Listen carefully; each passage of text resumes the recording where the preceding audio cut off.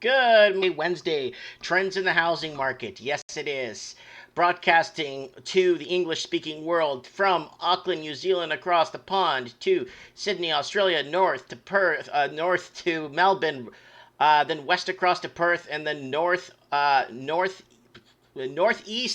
northwest, sorry, to London, then north to Ireland, and west to Scotland, and across the ponds to Toronto, across to Vancouver down to Los Angeles and across to Miami and back up to New York. It is I, Mike Martins, bringing you the trends in every housing market, in the housing market in the English speaking world. We are seeing the same patterns and we might be getting more and more investing coming in. Housing prices might go up in Toronto and in the Vancouver area as visa offices right now, Canadian visa offices in Hong Kong, are taking in applications like crazy. But if you are in London or if you're in Germany and you apply to move to Canada, even Portugal, you apply to move to Canada, they're like, oh, we'll call you in like 3 years, you know? But that's just how it works, people. Kevin Thompson is right. Prices will see an uptick in the next quarter or two because of the fueling. Forgot to put that up.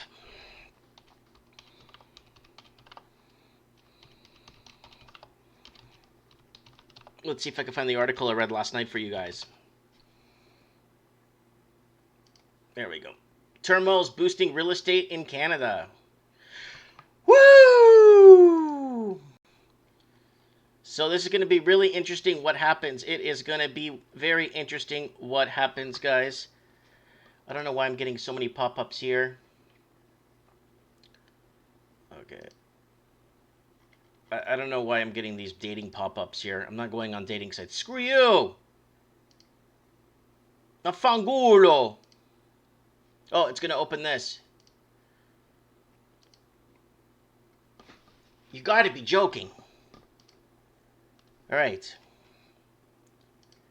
It's like 40 ads open up when you open something. All right, where are we at, guys? All right, trends in the housing market. It's time for some channel news. Guys, don't forget to join us on Mike in the Night. Mike in the Night.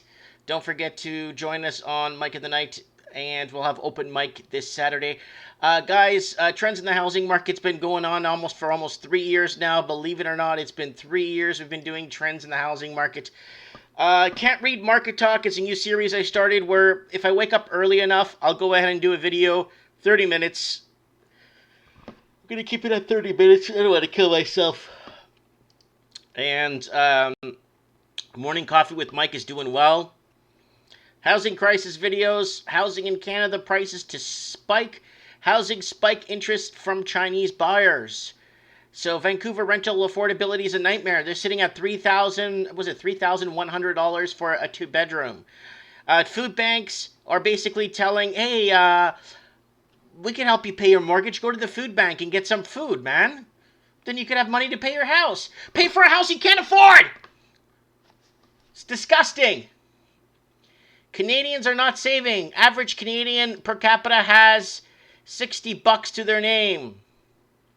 Also, I got from Shanghai Larry, told me that Chinese citizens are paying 30% over spot gold. I got in touch with Shanghai Larry again. He's telling me that visa offices in Hong Kong right now, Canadian visa offices, and Canadian, I guess, are opening more offices, temporary offices, to fast track more wealthy Chinese investors to come to Canada.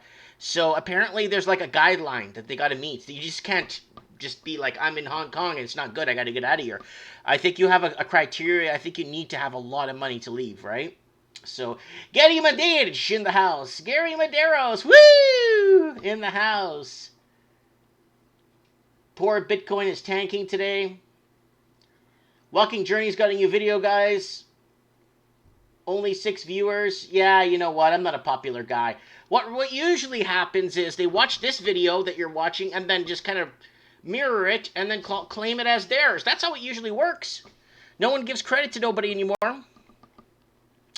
So Chinese buying frenzy. So we got Shanghai Larry on the ground in Hong Kong. He's giving me the insight on what's happening on the economic background. He's telling me, man, the amount of visa offices, the lineups for the Canadian visa office for is in one tall building. But he says the lineup for the floor to go on, or where the room is in the floor, goes all the way out down the staircase, like the staircase for the emergency exit, down 7 floors on a staircase. Yes, it's in a tall building, and the staircase going 7 flights down. There is a lot of people applying for status to come to Canada from Hong Kong. But again, guys, if you're watching this in Hong Kong, you need a lot of cash. Canada's only looking for extremely wealthy investors to come here to buy us out. So we got Tay Billion Bucks in the house. We got the real Kevin Thompson saying new buyers Mike. And we got the Raven says silver at 1848. It sure is. Chinese have gaming business in the Philippines. Average Philippines are upset. They're only hiring Chinese workers for gaming business in the Philippines. Yeah, that's just how the culture works, right? What about that mine in northern BC where there's no Canadian hires?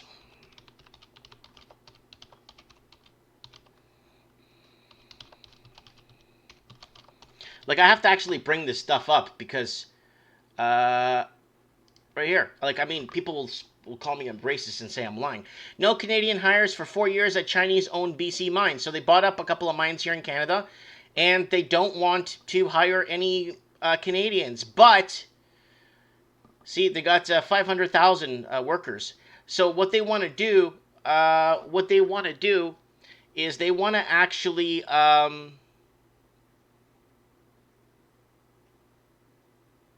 Yeah, so when it advertised for jobs in Canada, it made requirements that they speak Mandarin. So when they advertised in Canada, the even the post for hiring was actually just in Mandarin.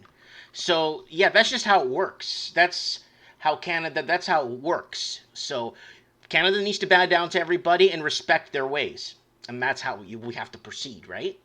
So where are we here? Uh, Real Kevin Thompson says, my condo is going up 50K a year. Rainier Mola, you know that the main reason Vancouver is really expensive is because the opium war Canada was Hong Kong's top destination during the Exodus. Well, the Exodus is happening again, guys. It's right here, guys. So we will... Here it is. No Canadian hires. Where to go? It was saying housing market ready to take another more foreign investing. So it's going to be, I think it's going to be interesting. How turmoil in Hong Kong could boost real estate prices in Canada. So we're looking at, so Shanghai Larry is giving me all the inside scoop on what's happening. He says the visa offices, the Canadian visa offices, there's lineups, like maybe 2 kilometers long of a lineup through the staircase, through the fire exits, going down the stairs to the Canadian consulate to get so Canada's going to see a very interesting turn of events. We already bringing in 500,000 wealthy Chinese per year, and now they're pushing it. I knew they were going to push it to 800,000 to 1,000,000. Okay.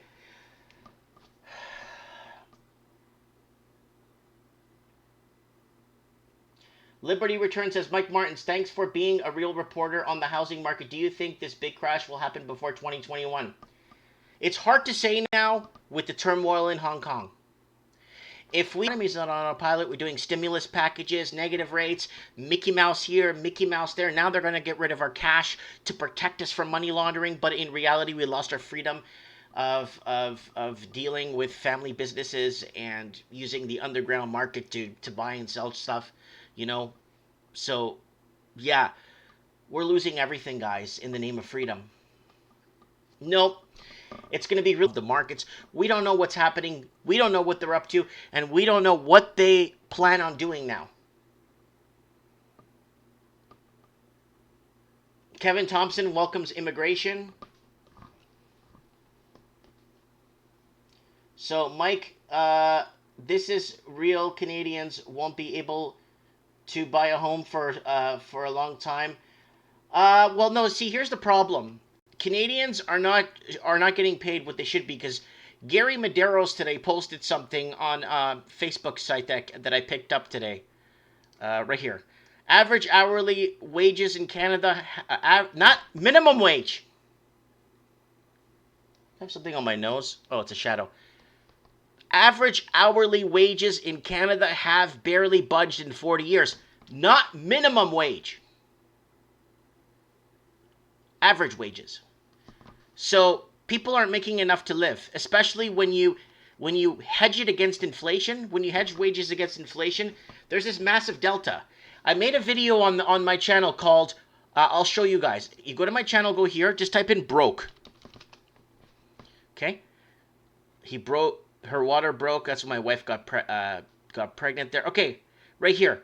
Rants and lifestyle. Why am I always broke? So look at this. In Mexico, in the state of Guerrero, in the city of Tasco, was the year of years. So if you were living in 1959 and you were employed, okay, so what I did was I went back and found payroll from teachers from 1959. And this graph here shows, oh no, what happened to my, there it is. This graph here shows in 1959 in a Canadian elementary school, okay, the average teacher made all teachers, and then per year. That is $4,995, $5,000, give or take. And then elementary school teachers made a little bit more. Actually, elementary school teachers made $100 less, $4,815, and secondary school teachers made $5,276. Now watch this. Watch this. Watch this, guys. 1959. Watch this. In 1959, the value of 4,000. Are you ready for this, guys? So pay attention. Pay attention. This is friggin' important, okay? $990 is equivalent to a range from $32,000 a year, okay, to $178,000. So $4,999 in 1959, what teachers got paid, is valued in today's money at $178,000. So in 1959, your $5,000 gave you better buying power. In 1959, I think grocery shopping was $2, $3 for everything. In 2019, it's like $800 for what you would buy for $3 back in 1959. So basically, people actually got paid they actually got paid honestly, right? They honestly got paid fairly. So $5,000 a year in 1959 for an elementary school teacher is equivalent to $178,000 in today's money. That's the problem. Our money's completely useless. But it gets better. It gets better. Watch this, guy. So, pay attention. 2016, the relative value, $4,990, ranges from $32,000 to $178,000. Now, watch this, people. Income value of the commodity is $97,600. So technically, you could buy groceries. $5,000 in groceries in 1959 could buy you $97,600 in today's value. That's how bad it is, guys. This is so bad. You have no idea, guys. You have no idea. We're so screwed. It's beyond fathomable. Sometimes I wish I just, just worked in a factory moving boxes around and didn't know anything and just lived in a hole somewhere and just, because it's so depressing. All right, where are we here? Okay, come on. We're not going to crash the collapse of the economy because it would make masses uncomfortable and they would riot. Yeah, you would see, that's 26 Gantier. You will see civil unrest, that's for sure. Wow, 5K a teacher only. Yeah, that's in 1959, and that is, you could buy groceries of today's value for $5,000. $97,600 in today's money, with your $5,000 in 1959. Rainier Mola, roller scratcher. That's a lot, dude, for 1959. That's a lot. I mean, you could probably blow $3,000 in a whole year, like kind of going nuts spending, because there wasn't electronics in 1959. There wasn't a lot of things you could buy. You could only furnish your house once. You could only pay your house off once, right? And then once you paid off that house, your $36,000 house, there's only so much you could. You know what I'm saying? Uh, Canada is in big trouble. I worry about the solvency of the banks, of the big banks in the next decade. The banks they don't have two nickels to rub together. The banks have no liquidity. Do you understand? There's so much bad debt out there. There's so much garbage out there. So what they're gonna do is now the CMHC and other government bodies and organizations are telling banks to at least put 50% cash in their reserves. They don't have reserves. Do you understand? They can't hedge against the bad bets that they think. It's like it's like going to a bookie. Going to the bookie and say, "Hey bookie, I want to bet $10,000 on LA tonight." Okay? And then the Raptors beat LA. You got to pay that bookie $10,000. That's what they're doing right now, the banks.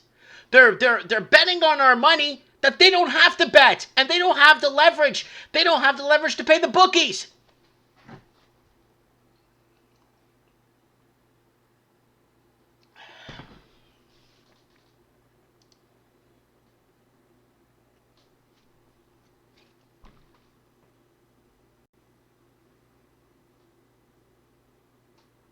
Someone's asking me if it's good to use coupons. Hey, if you could save $1, go ahead.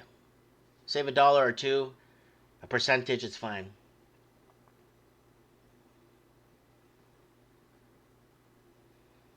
Dollar is going to be absolutely worthless.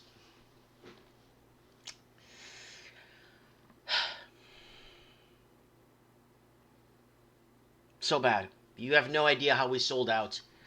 We had the banking institutions sell us out. And do you know what the main reason was? Do you know why? A lot of people, there's a few people out there that know why we went off the gold standard in 1972.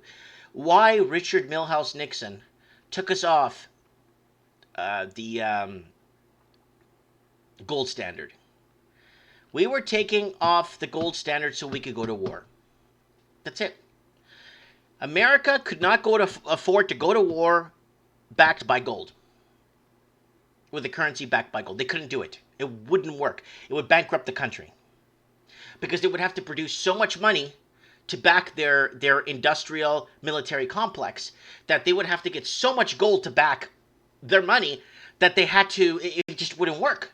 They would have to get all, like the industrial military complex right now.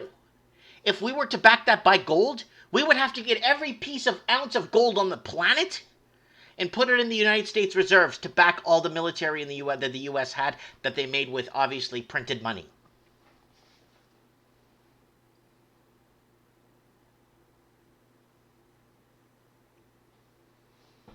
In 1970, NA in Europe, North America and Europe had 75% of the global wealth.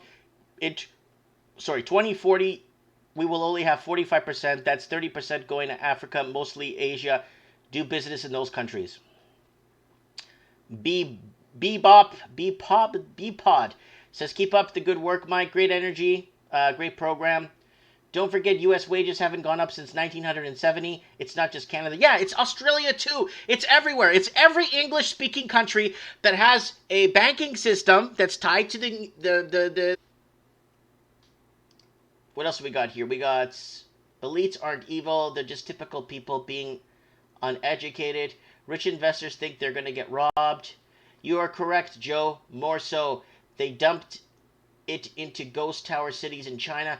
Oh, like trillions of dollars went into those ghost cities. The China's economy is backed by, I don't even know what it's backed by, man. It's not. It's got to be slave wage. It's got to be slavery. It's like their economy is probably backed by slavery. There's no way. There's no way. All right, let's read some headlines. I want to thank everyone that's supporting me on Patreon. If you want to join Patreon, come on and join the family. $1 a month buys me a coffee, guys. Seattle, Seattle, the only major U.S. city to see a decline in housing prices. This is from yesterday. Actually, this is from this morning. It's from today. Do you know why Seattle? Do you know why Seattle's having a big decline in their housing prices? Oh, Mike, it's all the tech workers and the millennials. No, it's not. The tech workers, 5 or 6 of them living in a house. It's because of the foreign investing that went from Vancouver. When Vancouver imposed the foreign buyers tax in 2017, everyone went to Seattle. Well, half went to Seattle and half went to Toronto. Look what happened to Toronto. And look what happened to Seattle. Now, Seattle's so overly priced that now it's been month over month, month over month. Watch this. Month over month. How many months? It's been the growth since 2017. It kicked off since the Vancouver. Then now, watch. See, the average value of a house in Seattle was $750,000 in 2018. Boom, capital restrictions from trying to get cut off. Boom, now that house dropped to 711. 4.3% decline in the last year. Why? Because money isn't being fed into the country to actually support this Ponzi crap.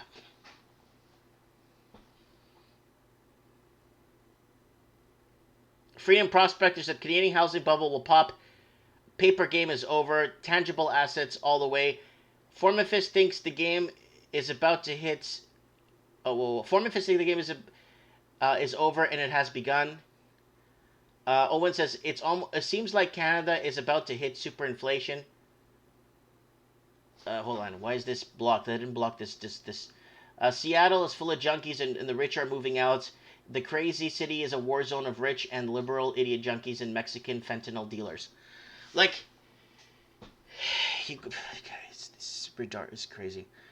I gotta put something up here to help calm me down, man. I've been on edge today, big time on edge. All right, let's here.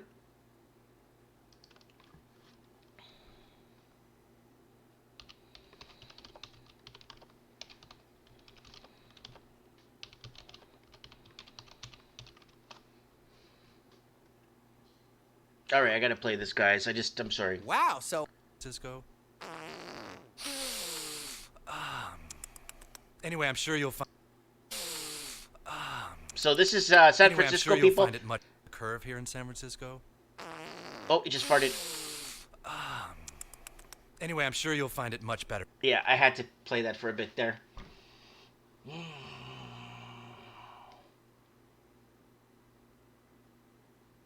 Canadians' inflation has been 2% lately. That's what they're telling us. That's the problem. You ain't seen nothing yet, Joe Toro saying. Steve Stevens says, Mike, make a prediction when Canadians will be able to buy homes they can afford again. Here's the problem, guys, with this. Okay? All our assets have been inflated to the moon. I don't want any Canadians going into the markets with negative rates. If your bank offers you, we're giving you negative 2% interest, so we'll be paying your house down for you. But you need to borrow $1.4 million. Guys, please do not do this. You want to be free. This will ruin the rest. This will put you into retirement, okay? With a mortgage. When could Canadians? I'll tell you when Canadians. One, when our wages are in line with inflation, right here. Average hourly wage in Canada, hourly, not minimum. Hourly wages in Canada have barely budged in 40 years. So when you hedge against inflation, guess what? People aren't making squat because the price of things are moving faster than what they could afford to buy. SA.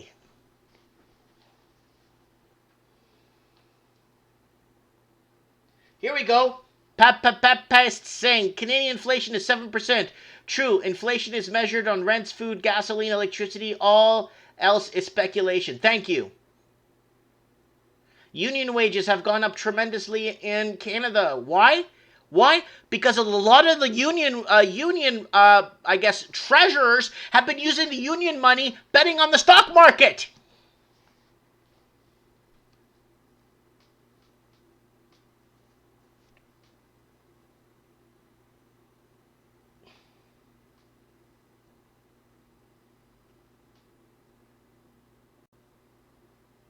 Yeah, people who bought in the last 5 years, says Gary Medeiros, will retire with a mortgage. That's true.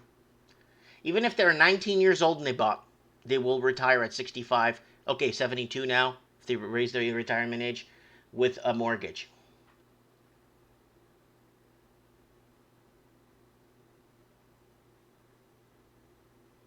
Low Roller Scratcher from Jackson, Mississippi is saying elite Chinese is getting richer, but poor Chinese is still living in poor slum area. Mike Martins, it doesn't make. I have to barely budge in 40 years. So let's go back here.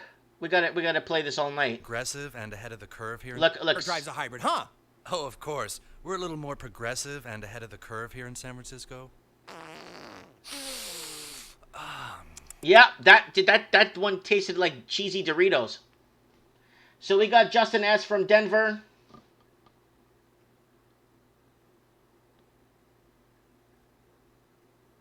Papa Piest saying, my dad is 57 and has 21 years left on his mortgage. 57, hold on. 67, 77, 78. I'm 34 and have 16. Sad.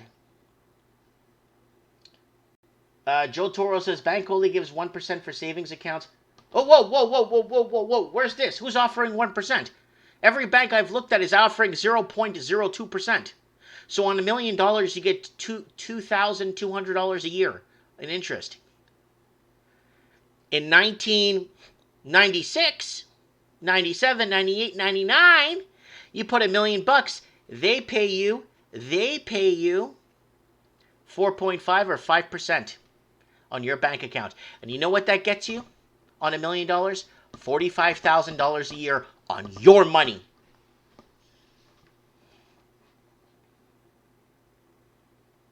Wow, Joe Toro says his savings account is 1%. Who you bank with, dude? Bank of Mexico? Like, who are you banking with that gives 1%?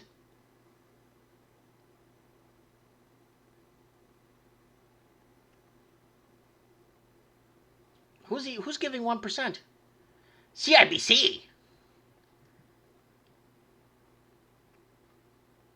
My savings was 2 point until the recent Fed cut. It dropped to 1.88. Yeah, is it a TFSA savings or is it just a regular bank account? Yeah, Tangerine Bank used to offer 4.556% on your savings. You know, if you had $10 million, that's like 500 grand a year. Yeah, it's 500 grand a year. Woo! Yeah, 1% you still lose. You need at least 5% on the bank, or 5.5. Gary's asked if I speak to Steve. Yes, I did. I spoke to him 3 days ago. I tried to get him on the show. I couldn't get him on the show. He's been,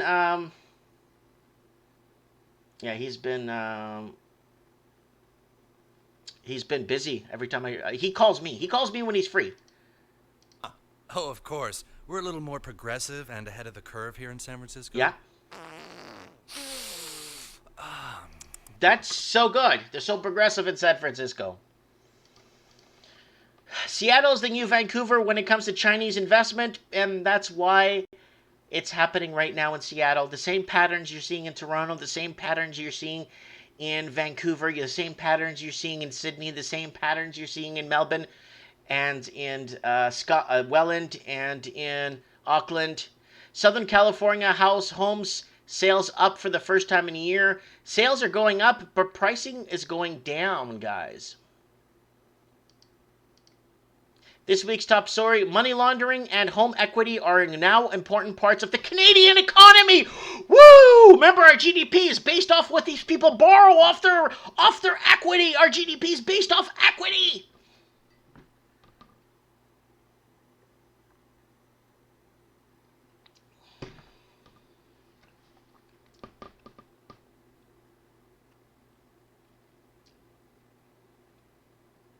Yeah, two Jim are saying, my little brother was in San Francisco for some training and there were homeless everywhere. Oh, yeah!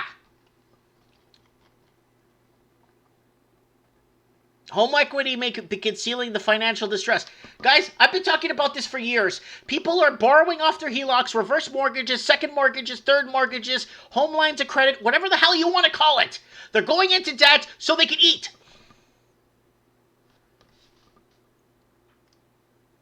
Okay? They're going into debt so they can friggin' eat. Let's get Ashima on the show. I want to see if she's available to talk to me here for a bit.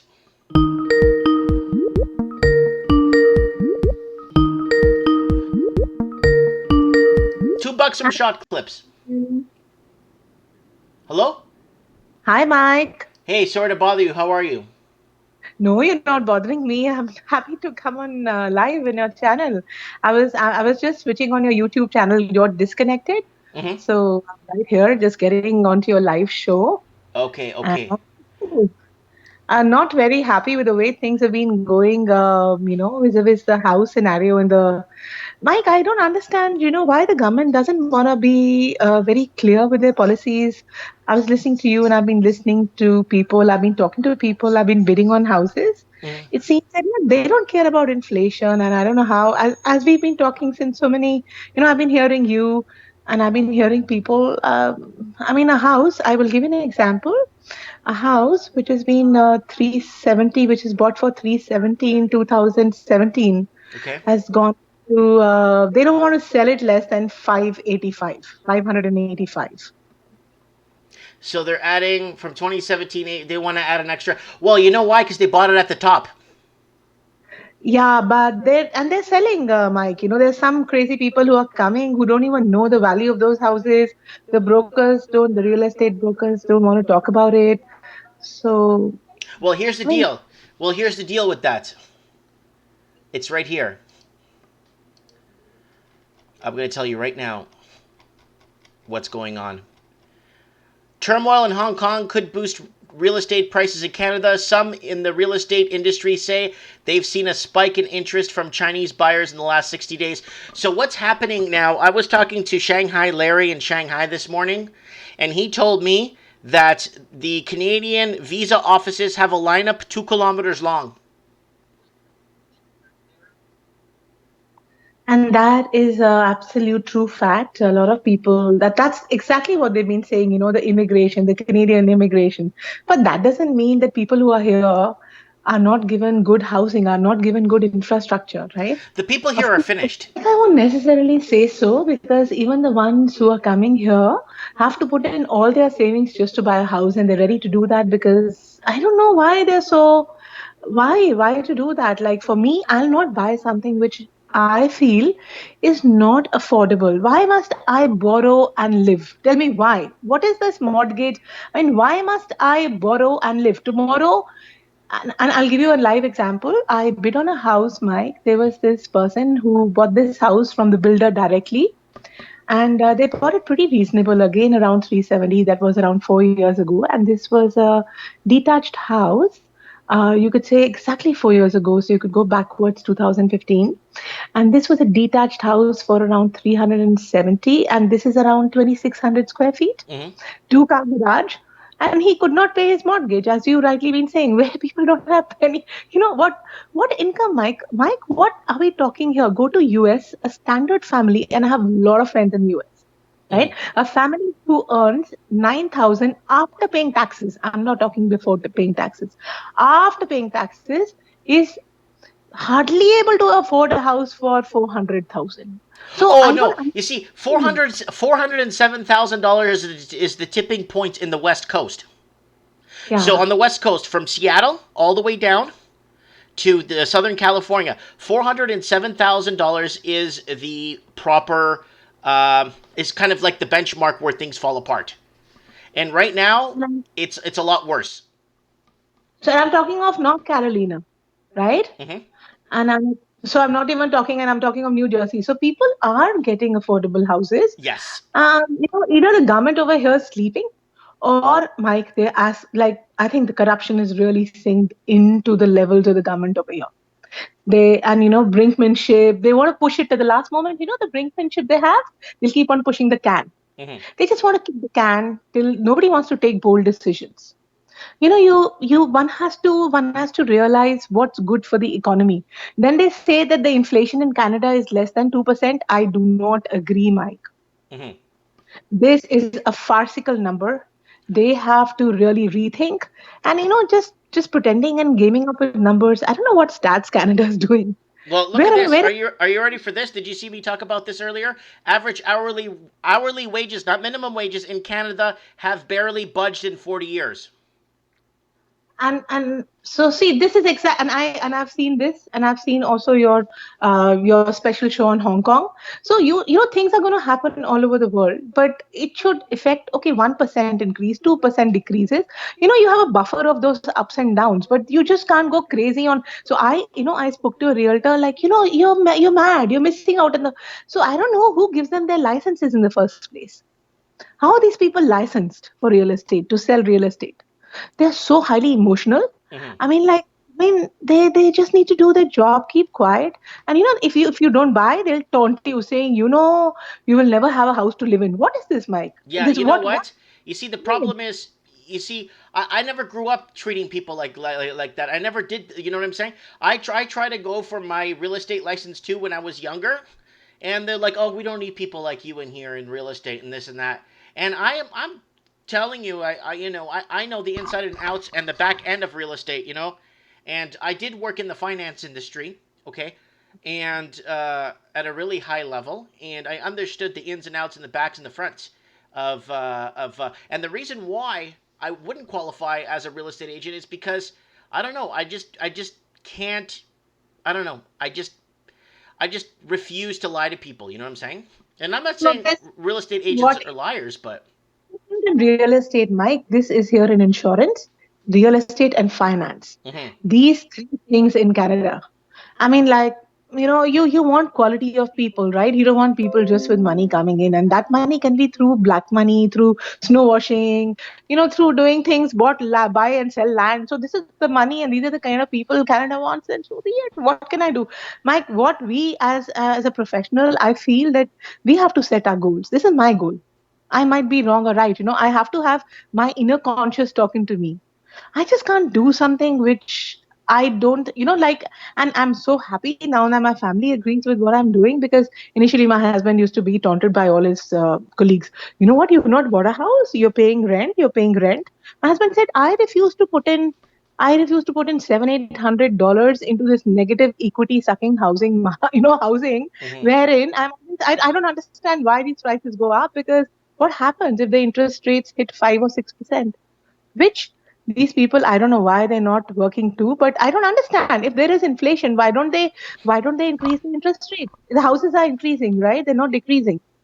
Right. So In so a normal economy, if we let the economy run on autopilots, interest rates would be at 4.5, maybe 5.5, maybe a 6.5.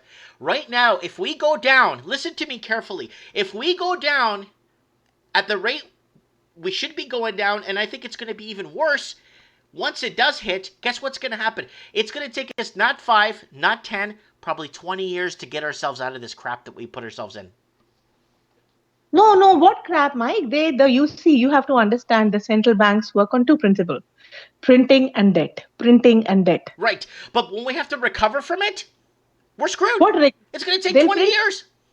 more debt. They're printing more, there's more debt. Okay, so here we go. So that, I was telling you about this example. I'll give you a live case example. Mhm. Those people could not afford their payments, so that house was transferred to, probably, no, I'm not sure, I really don't know the inner things, but there was no sale and buy. So if I went for a title search, the title is still to the owner, but the investor bought the house from him, and that those owners were living rent to own, Mhm. Yeah, paying rent to own is a scam. You 3,500. got to be careful you read the fine print on that, eh? So those people were actually scammed, Mike. Yeah. You have to understand that, and they were scammed, and now also that house is like, I'm seeing an ad. So how these things are allowed? Which real estate agent allows these things? First of all, Well, if they know, see, the deal is, I'm going to be really frank with you. I think half of real estate agents I think they have no idea what's going on. I think they're focused on to sell a house. This is how much this is what the market is asking. This is how much it is per square foot, and this is what I need to sell it for. I don't think they look outside the box. I don't think they really care if they're really helping the customer. They're just gonna get the customer a place, and that's their job. They don't care if they Yeah. could afford it. They don't care if they make enough money. They don't care about anything else but getting a place for these people, and that's it. Sorry, apologies. I have a call, so I'm just disconnecting that. Go ahead. Yeah, so that's so true. It's Hello? breaking. Yeah. Mm. Yeah, so absolutely, they don't look at even the buyers, they're not given that much of information, or they're just not informed. First they buy and then they're sucked in and then they cry, Yeah, then they you cry because know. their houses are worth less than what they bought them for, and then they're screwed. Now, everyone I've been talking to right now that owns in Ontario and Vancouver, they're hoping that more immigrants come from Hong Kong to help bring the housing prices back up again. That's what the realtors talk here. They'll say, you know what, you're so crazy. They taunt you, and then they'll say, you know what, how did you see the house? It is not in our budget, and this and that. If I said, well, I'm not saying it's on my budget, but this is what I'm going to pay for this house. Take it or leave it. I mean, like, why do you have to get emotions? Why do you have to comment on things? It's really bad, But Mm. this needs a cleanup. Like this needs a desperate cleanup. And who's ready to do it? Which government is ready to do it? Tell me one. The problem is the taxpayers that didn't involve themselves, like you, me, and other people that didn't involve themselves in this mess, are the ones that have to pay for it. That's the problem. So this is it, we'll just have to keep on being. But I am not going to buy something in which I have to borrow money from anyone or I have to put all my savings in. I refuse to do that. I refuse to buy a house for 800. Yeah, because 800. realistically, that house in South Carolina is 130,000. Yeah, so that's that. It's not so that house which I would like, and this is not in Vaughan or in Northbridge. I'm talking of Hamilton. They've made a real, you talk to the builder. Oh, you know what? And their broker says, sorry, the builder is not selling the house for less than 850. Okay, no, so no. Let people buy and get sucked into it, Yeah. and then they people actually get sucked into it and they finance them. It's like the big, on the sidelines they have these financing companies or B financing market, whatever, all those shady things, they started off. Hmm. So ethics down. And I mean, what country, what GDP are we looking at? What GDP except for just buying and selling land? Hmm. What? No, there's no saving. You're right. Even if you have a saving for TFSA or something, they'll come up with something. They'll ask you some question or the other. They don't want you to put any money in the bank, Mike. You know it. I Well, don't they're have to going to tell start you. introducing negative interest rates, right? If they introduce negative interest rates, they're going to start taking money from your account to hold your money. So, so that's what they're already doing, right? They charge you some fees, transaction fees, this fees, that fees. So Hmm. that is like a negative interest rate. No, but I'm talking about if you have $1 million, they're going to be taking $10,000 or $20,000 a year from your account. So that's it. So God bless people who only want such kind of, want kind of this kind of money coming here, not earned. We have to have people you realize, or the middle class basically. They just want to kill the middle class.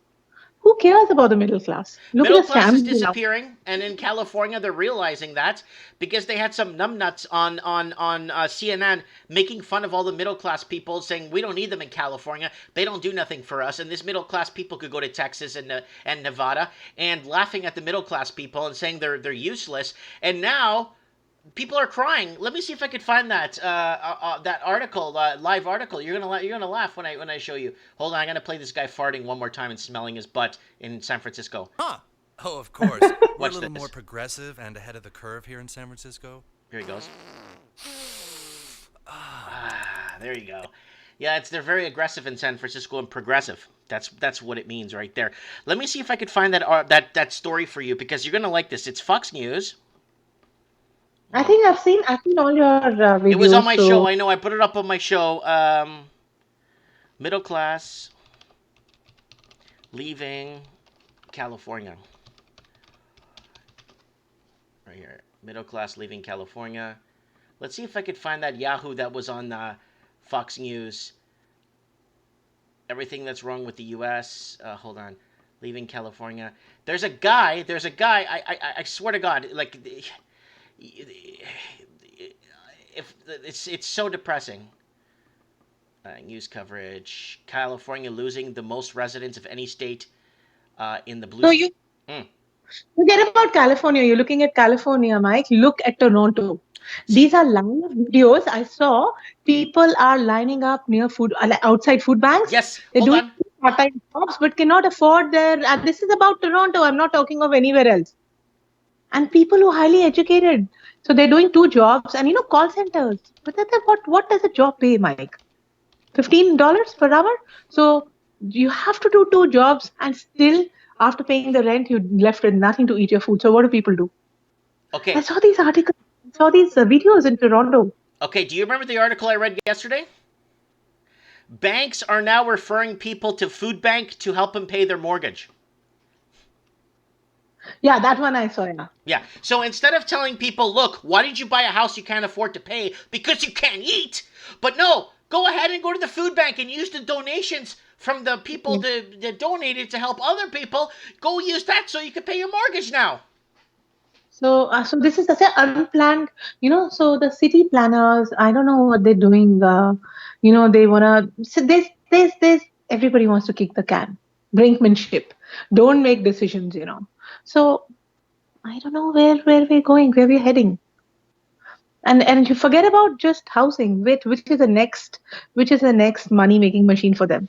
Well, it's Education. not. It used to be human labor back in after the war. Human labor was huge. People got paid and actually got paid for their work. And then after that, we went into the Cold War, and then fear and wars, and then a little bit of oil in the early 80s into the 90s, and then a little bit of the war on drugs and a couple of things. Now, then it was housing. Then it was increasing asset prices through the roof, so people will have to take loans out to eat. So who owns these? If you see, who owns real estate, and who owns assets? Assets in stock markets, buybacks, right? Hmm. All these shadows, they own. They basically own. They basically all bought out. Who when I take a mortgage, who does that house actually belong to? That same money, power, muscle maker, muscle Hmm. makers. You all know that, right? So Yes. they own everything. They own everything in the world. Hmm. Yeah, this is They that own doesn't belong everything, to and us. basically, because you know why? See, Canada still isn't free from England because we still have crown land here. We have land that's still owned by England.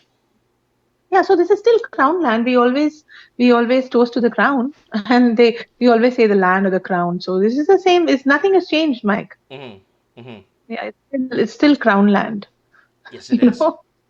Yeah, and most of the land, you, there are projects you've heard of in Ottawa. There are meetings of the top people who run the world economies. Hmm. It's all global. You can't, and they move these because they need to sell weapons. It's all about money. Yes. So who has to work for the benefit of a common man in a country? Is the government.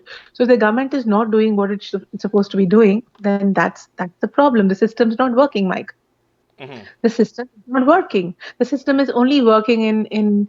I'll give you an example for the SNC tablets. Hmm. Increase your property, increase your taxes. So that is all that the system is thinking about, right? It's Hmm. not making things. The system. What does govern mean?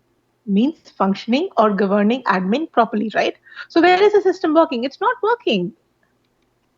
It's It's not. where you see how education over here is another is another level. Here Chinese students, everybody wants the rich students. You know how it is. Nobody wants people who want to live on OSAPs and things like that. they want No. they want when the children are born, they want those children to have a lot of inherited money. Hmm. That's what they want, Yeah. and unfortunately, we've sold out. We sold our jobs in the 70s and 80s, and then they came back to buy us out. That's plain and simple. We lost it all. Our wages haven't changed in 40 years because of this huge delta. So we have all this human labor that's getting paid peanuts right now. So we all must remember, if we are taking a mortgage, we are actually writing ourselves off to this shadow banking scam. Yep. That's why people need to buy what they can only afford. So if it's 3.5, if it's over 3.5 times your annual income, you can buy it. Oh, I know of people who have houses of 1.2 million and the income question marks. I just told you. Yeah. There's like 22 times your annual income. Yeah, go to Oakville. Go, I mean, and this is not even near Toronto. Oakville is probably, given these traffic conditions, 1 hour drive to Toronto. It's not easy. Hmm. And still people are ready to pay that amount. Yeah. God knows. That's the problem. I, That's the problem. yeah, The people are the paying whole, that amount because the banks are giving them that entryway by lowering rates and destroying regulations. so it's a whole everything bubble. Look at the set values. Look at metals. Look at commodities. So everybody wants to. They run after one commodity. Could be housing. Could be metals. Could be gold. Well, silver, is not gone up, but eh, Gold, that's it. gold, gold, gold, gold. So they want to inflate everything. It's a everything bubble. Gold, gold, gold's undervalued. So, okay, I'm gonna let you go. I'm gonna see if I can get Steve on the show. I haven't gotten Steve in like 3 months now. I hope he's okay. Okay, I'm right on, and thanks for having me No, on the show. thanks for taking the time to talk to us. It's been a pleasure. God bless you. Bye. Good night. Good night. Bye. Bye. Okay, guys, so a lot of key points were brought up in this conversation. Very important to understand what is going on. So here we go. Average full-time hourly wages by category. So management's making 40 bucks an hour. Natural and applied sciences, 33 bucks an hour. Education, law and social, community and government service, $33 an hour. Health, 31.80. All occupations, 27.70. Art, culture, sport, 27.35. Business and finance administration, 26 bucks. Trades and transport and equipment operators, 25 bucks. Natural resources, agriculture and related production, 22 bucks. Manufacturing utilities, 21 bucks. Sales and services, 18.85. Oh my goodness. See? Full-time employees that drew an hourly wage of 30 to 33.20 had a hard time paying basic coverages and necessities. This is the highest paying jobs right here. Specialty physicians, 86 an hour. Dentists, 72 bucks an hour. Petroleum engineers, $62 an hour. Engineering managers, $58 an hour. University professors and lecturers, 58 bucks an hour. Lowest, bartenders, 11.50. Food and beverage servers, 11.85. Matres de hotel, hostesses, 12.85. Food court and kitchen support, 13.05. And service station attendants, 13.05. So drilling down into specific job listings, specific physicians, dentists, and petroleum engineers were the occupants with the highest average full-time hourly wages, clocking an $88.75 to 72 and 62.75 respectively per hour. The lowest full-time wages is 2016. The average is bartender. So let's get a full-time hourly wages, 88.75 an hour. Let's get a calculator here, guys. 88.75 an hour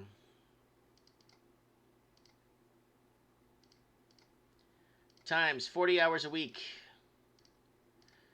$3,350 a week. That's gross, and you're going to take 40% off the top there. So let's go.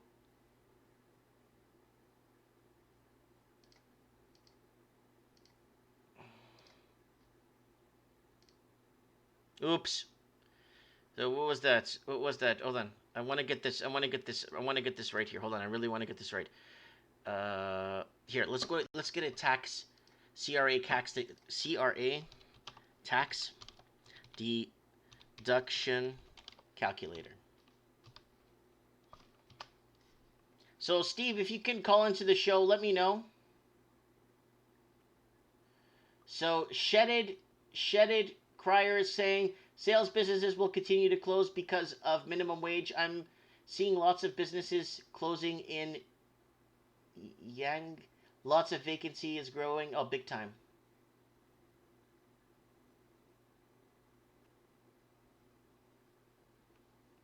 Oh, if you talk about Edmonton, it's right here. Where'd I go? Seattle.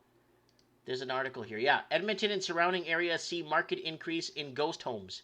So there's a lot of ghost homes in Edmonton, guys. So be careful. They're haunted. All right. I don't want no one to get hurt. Okay, Canadian payroll deductions online. Nobody cares. I accept. All right, let's do this properly.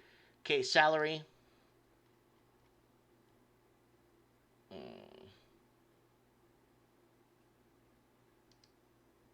So British Columbia will do, and we'll do weekly, 52 pay periods. Date employee, so we'll put the date the employee is paid. So let's say on the 15th, the 12th, and the 31st, I guess. I don't know. Okay. Right. Okay. Pay period required. All right, let's do our deductions here. Okay, here we go. We have it all here. Okay, perfect. So let's do this. So let's go back here. I want to actually test this friggin' thing. Where was the thing? 88.75 is the highest paying job. Okay, the highest by the hour. 88.75. I want to find this out right now. Times 40 hours a week, 3,350 a week. All right, let's go to our payroll calculator. 50 a week. And forget about vacation pay, no bonuses, no RSPs, no union dues, no annual. We'll put nothing like that. No selection, no housing benefit. Okay, where is this thing here? Minimum claim code, total claim code for amount of employees, federal T1. Oh, I think it was... Oh, I don't think I did enough income. That's 3,000 salary income per pay period. $3,500 per week. Oh no, I did something wrong here, guys.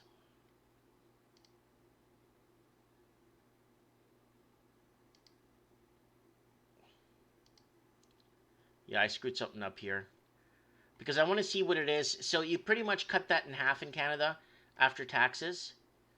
So that's $1,500 a week. Right, guys? Steve, you want to call me, bud, or what? Are you there? Let me see if I could call Steve. I hope he's okay, man.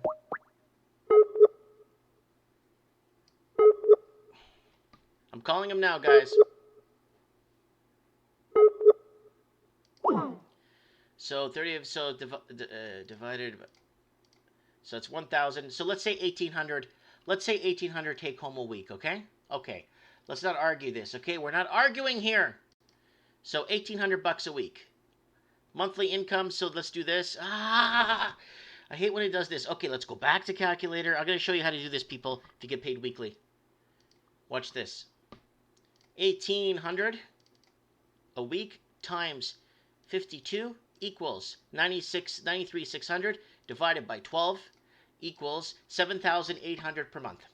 That's how you do it, okay, guys? 7,800 per month. Yeah. Okay, then let's see how much they can afford on a mortgage, okay? So let's go. So the average $1 million house, you're paying about $3,700 to $4,400 a month. So let's say $3,700 a month. Oh no, let's keep it realistic. Remember the article I read yesterday that two bedroom is $3,100. Let's get it. Let's keep it. Let's keep this realistic, okay, guys? Okay, let's keep it realistic. $3,100 for a two bedroom. Okay, wait, 3,100. Okay, so a guy working in the petroleum industry, blah, blah, blah.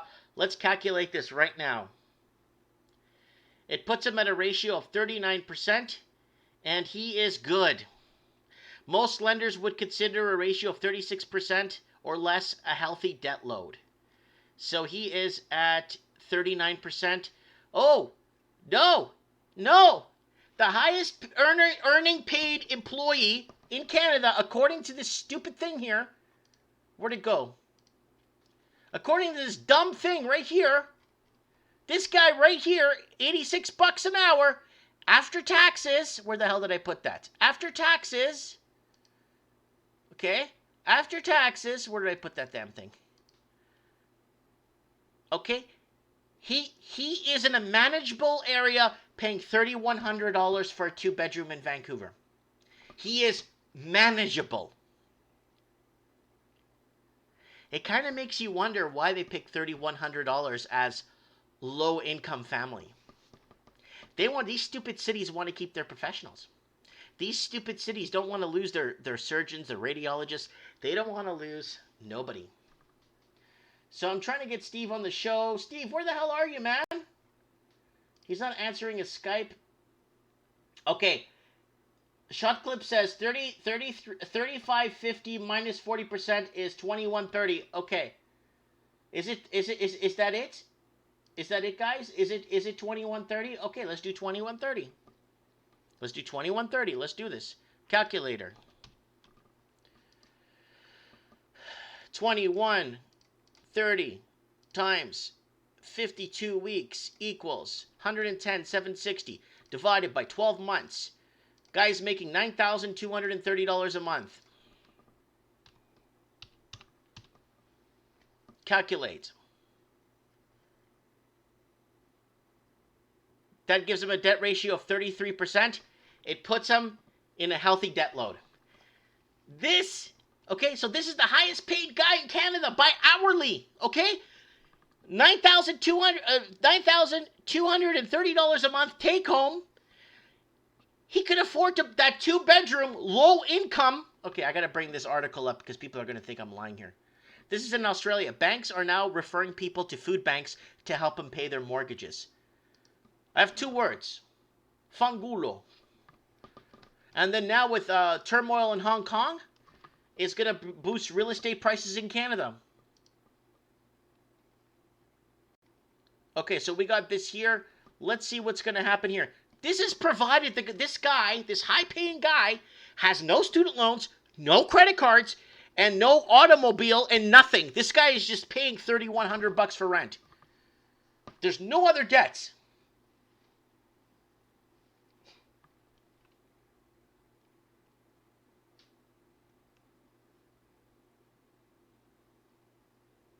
All right, guys.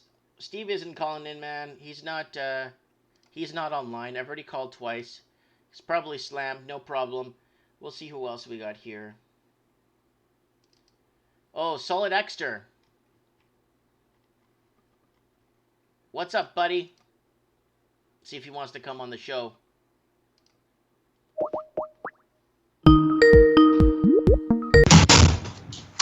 Hey, Mike. Hey, is this Solid?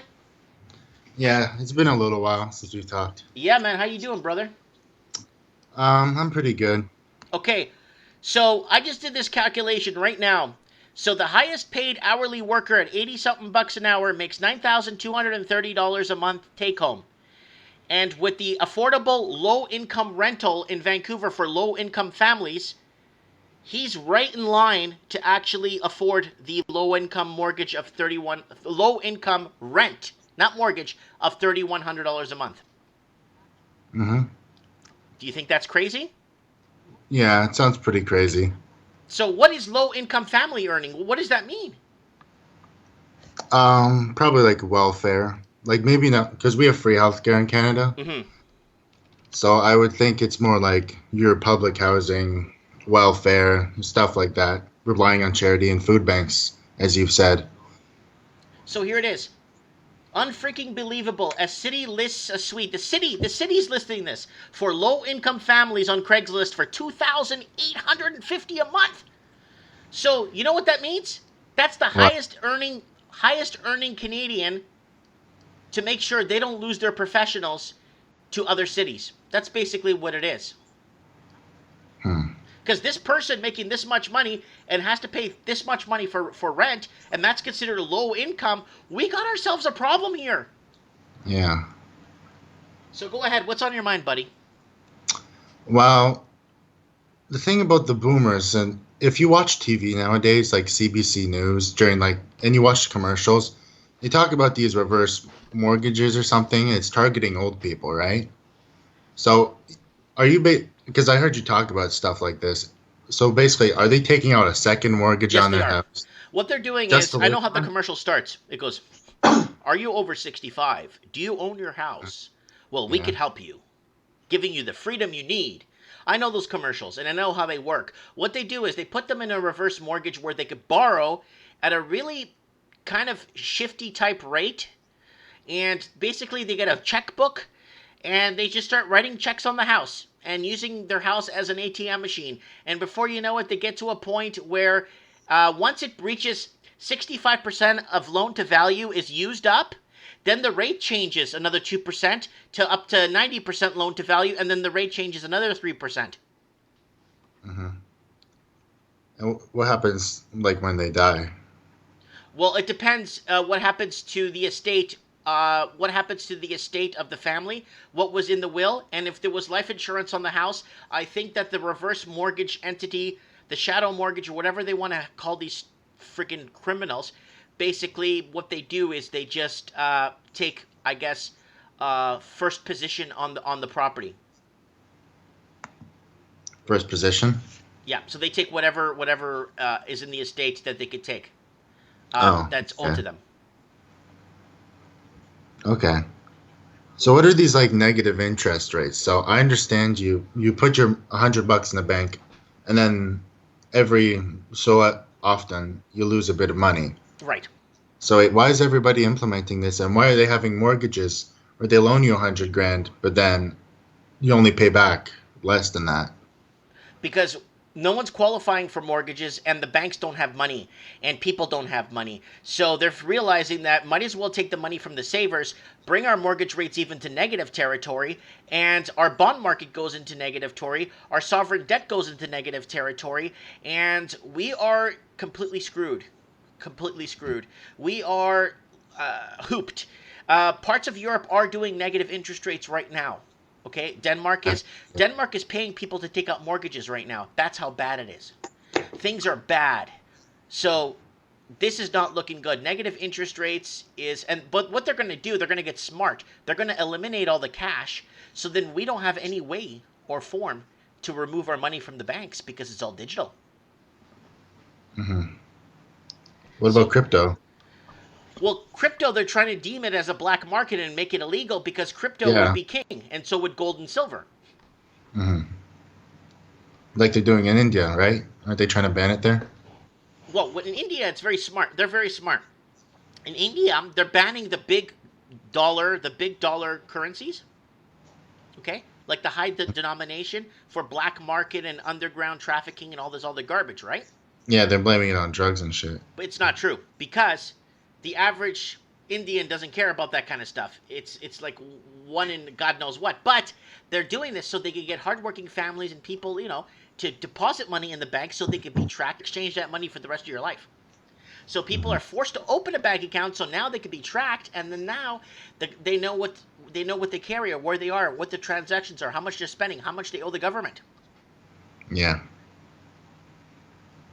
So that's how bad it's getting. We're not building wealth anymore with negative interest rates. We will never be able to create zero.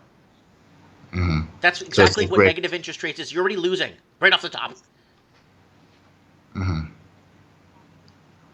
So we're in a heap of trouble, brother.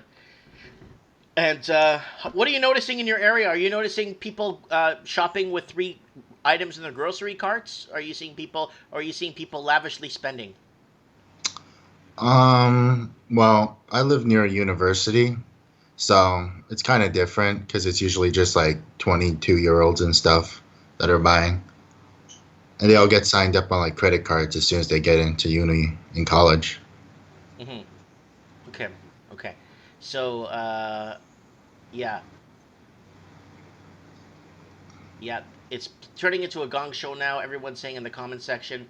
Yeah, this is hurt. It's hurting. It's hurting the average Joe Donuts is gonna get slaughtered in this next upcoming crash. So When make it, sure you like, educate yourself. Make sure mhm. you have some supplies in the house for emergencies. Make sure you have flashlights.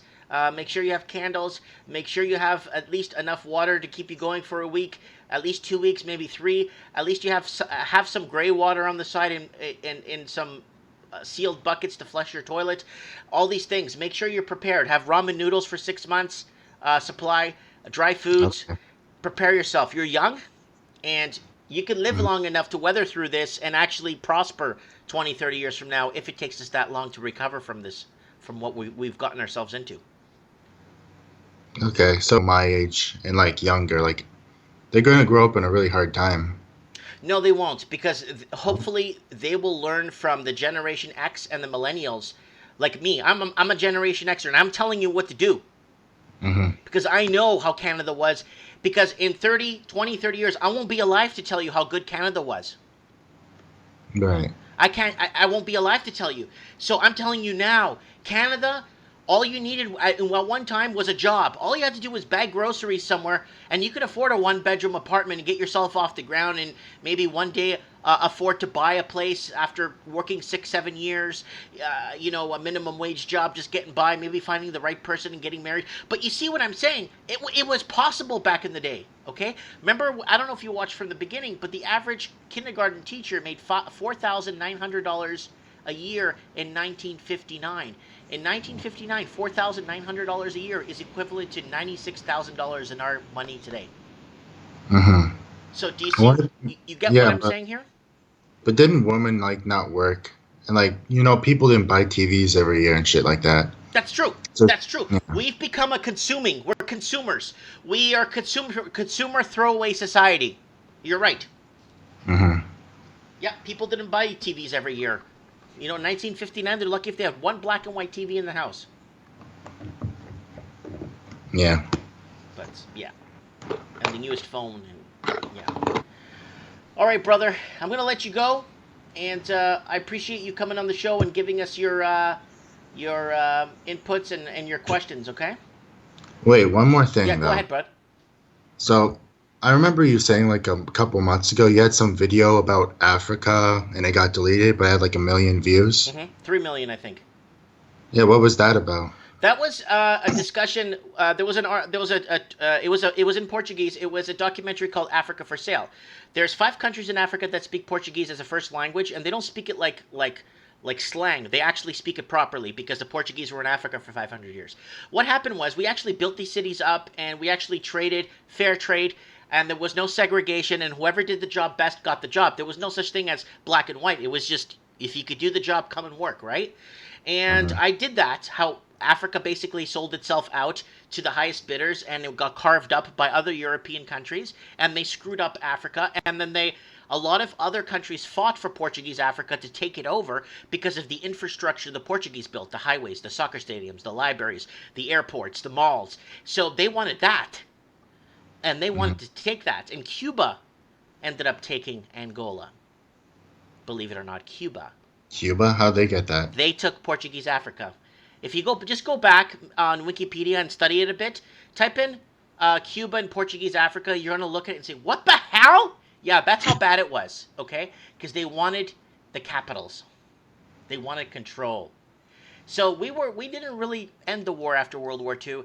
There was the destabilization of the Portuguese Empire was first, then it was the destabilization of the Middle East, and then now it's the destabilization of China.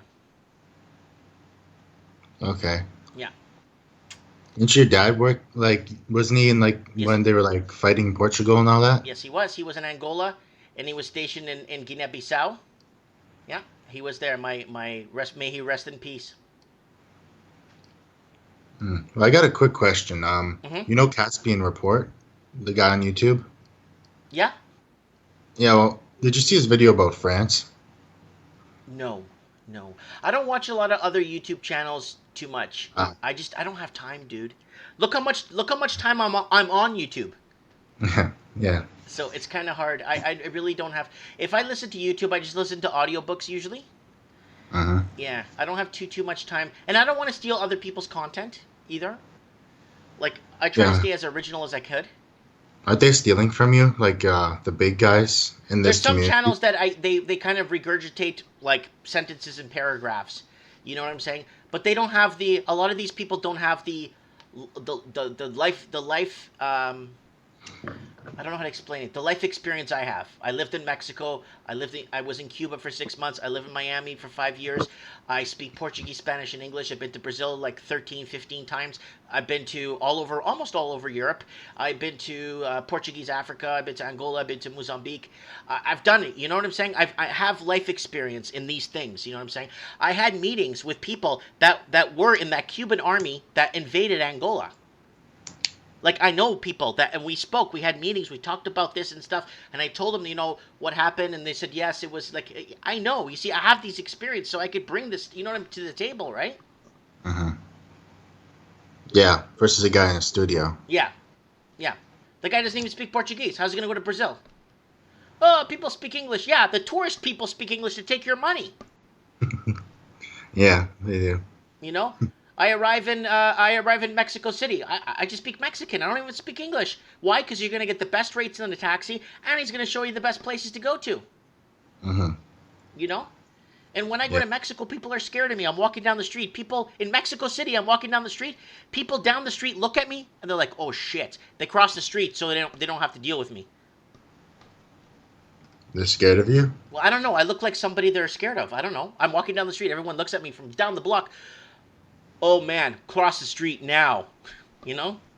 Mm-hmm. Yeah, I don't know. I don't know. It's probably that look I give off. Anyways, all right, solid. You stay solid, okay? Okay, you too, Mike. Stay strong, buddy. Take it easy. Good night. Bye. Bye. All right, so we got Solid Exter there with some very valid questions. Yes, my dad fought in those colonial wars. My daddy, Antonio Manuel Martins, having a really tough time getting over his death. Really tough time. Call Steve. Okay, let me call Steve again. Let me see if his I don't see him here. There he is. Oh no, his Skype is on. His Skype is on. Let me see. His Skype is turned on.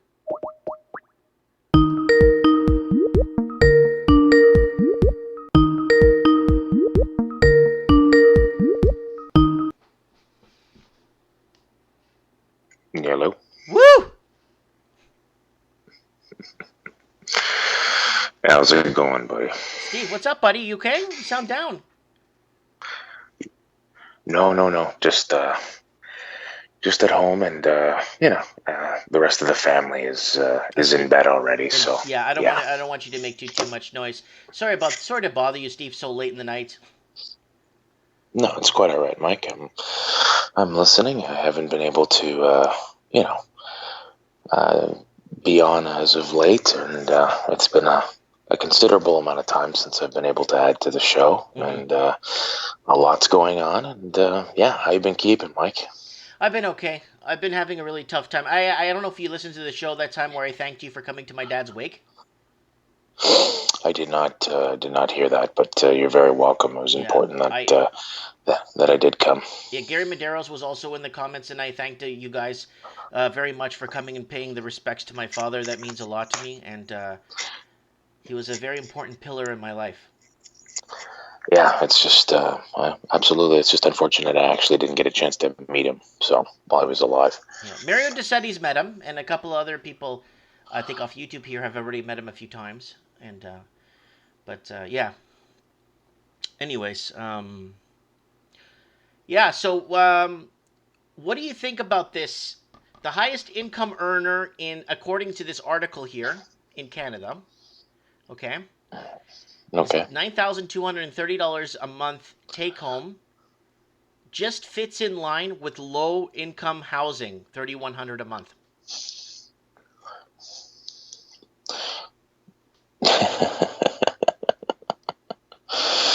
Yeah. the whole thing's out of whack, Mike. We could sit here and talk about it till we're blue in the face. It just does not. It truly doesn't fit. It doesn't work. We are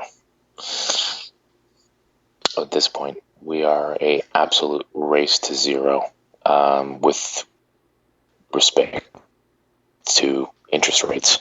It's going to be one wild ride, and things are just going to continue to add up and add up and add up, and eventually people are just gonna fall by the wayside. They don't have any money. People haven't had any money for a while. They've had fake money. They've had ethereal gains on their properties and whatnot. But now things are starting to come to fruition, and I think it's going to come hard and fast here. Yeah, with the highest paid employee in can't afford, and this is Steve. This is just rent. If I add a monthly payment here, let's say I add a car loan of $400 a month. Okay, calculate. This puts him at just manageable debt. Then let's say we're gonna add car insurance for that expensive car. Let's say $144 a month. And then we're going to add, let's see what else we're going to add. Credit cards, let's say $300 a month. That's a blended rate, though. That's all his credit cards. Calculate. And he is still in, nope, it's going to put him in cause for concern right now.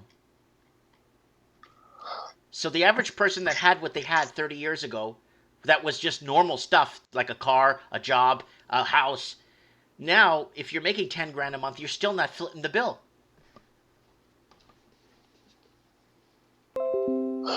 Yeah, it's an uphill battle, Mike. There's nothing you can really do about it.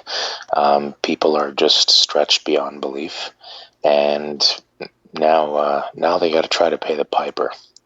And it's funny how people still think that house prices are rising and whatnot. They're actually not rising. The only reason why house prices have the ability to go up is the fact that interest rates are coming down, and there's a reason why they're coming down, and it's not a good reason. Remember we had this conversation because Bank of Montreal and a few will follow either by the end of the week or beginning of next. They are going to go ahead and cut their 5-year fixed rate again. Mm-hmm. Well, they're not giving out. They're going to go to negative rates. We're going to go towards negative rates. The bond market's going to go into negative rates. That's right, and the economy will become so recessed that no one will be buying anything. If you need to sell your house, it's obviously a direct result of you being under financial duress. Otherwise, you're not selling your house. Right, because where are you going to live? You're going to pay $3,000 a month rent for a 2-bedroom? You know what I'm saying? Well, that's just it. Yeah, that's just so it. You have to... Yeah. Yeah, you got to... It's Goodnight Irene, and that's the problem right now. We're lights out right now, Goodnight Irene, but there's a little bit of geopolitical problem, Steve, and I brought this up. I'm not sure if you listened to this at the beginning of the show, but this is, okay, there's one little thing I want to bring here. Banks are now referring people to Facebook to help them pay their mortgage off. And, Facebook. Banks are now referring people to food banks to help them pay their mortgage. And... Yeah. And, okay, yeah. How turmoil in Hong Kong could boost real estate prices in Canada. Some in the real estate industry say they've seen a spike in interest from Chinese buyers in the past 60 days. Now, 200,000 to 300,000 Hong Kong citizens hold Canadian passports. I spoke to Shanghai Larry, and he told me, one, that the Chinese bullion market stores, the Chinese bullion dealers that sell gold and silver, yes, they have to close every day like an hour or two after opening because they're completely sold out of gold and silver. Two, Shanghai Larry told me also that there's lineups of Chinese lining up at the Canadian embassy in Hong Kong, and the lineup is 2 to 3 kilometers long.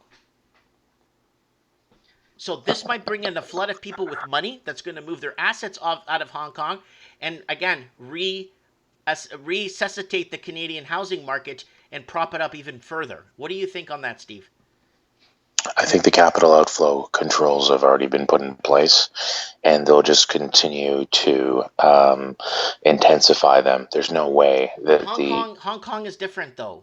Hong Kong is still sovereign from China when it comes to banking capital and moving assets around. Still, so China wants to I, change that like right now. That's why they want to close that little loose end, if so to say.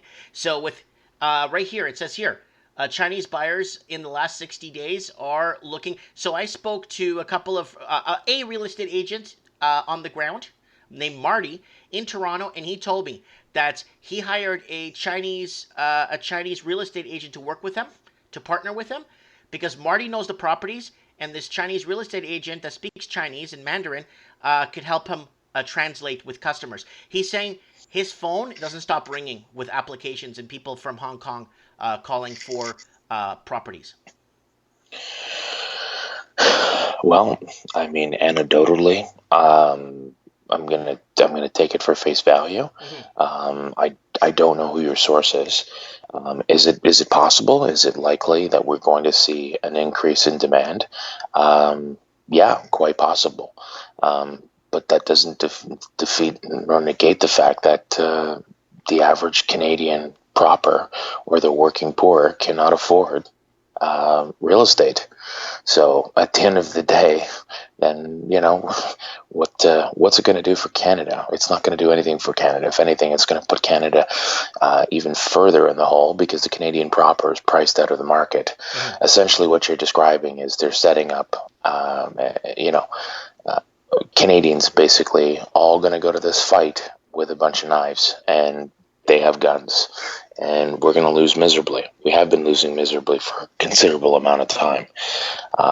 And if what you're saying is true, this is just going to intensify the overall end game, and it's going to really, really hurt us and just completely intensify the actual recession. Hold on, I got a message here from Shanghai Larry saying, Mike, intense protests on the ground in Hong Kong this Sunday. It's going to be a bloodbath here in Hong Kong. Hong Kong citizens fleeing to Macau and other neighboring cities in Indonesia and heading towards Canada and the UK.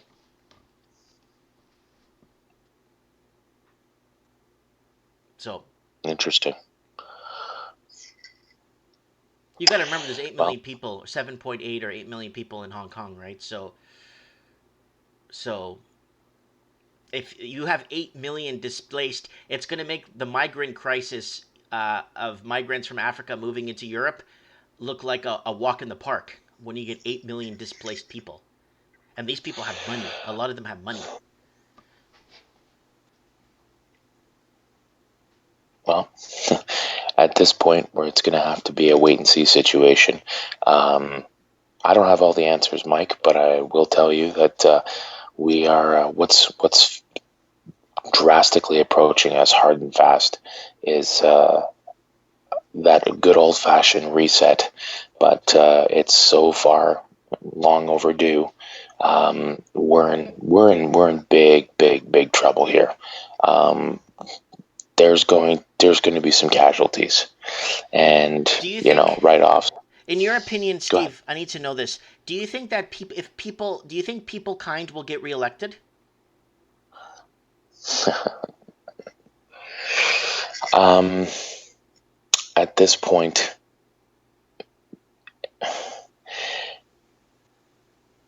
I think you know what. To be honest with you, I think there is a chance that he is going to get reelected. If you asked me 6 months ago, highly unlikely. He is taking cheap shots at the Conservatives. He brought out that Mr. Scheer's against gay people, so on and so forth. That obviously went to bed. Mr. Scheer has the right people in place working for him.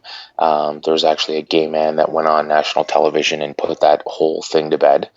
Um, You should actually, I encourage you to watch it. He shut down Mr. Trudeau's spokesperson on CTV News. I think it was CTV.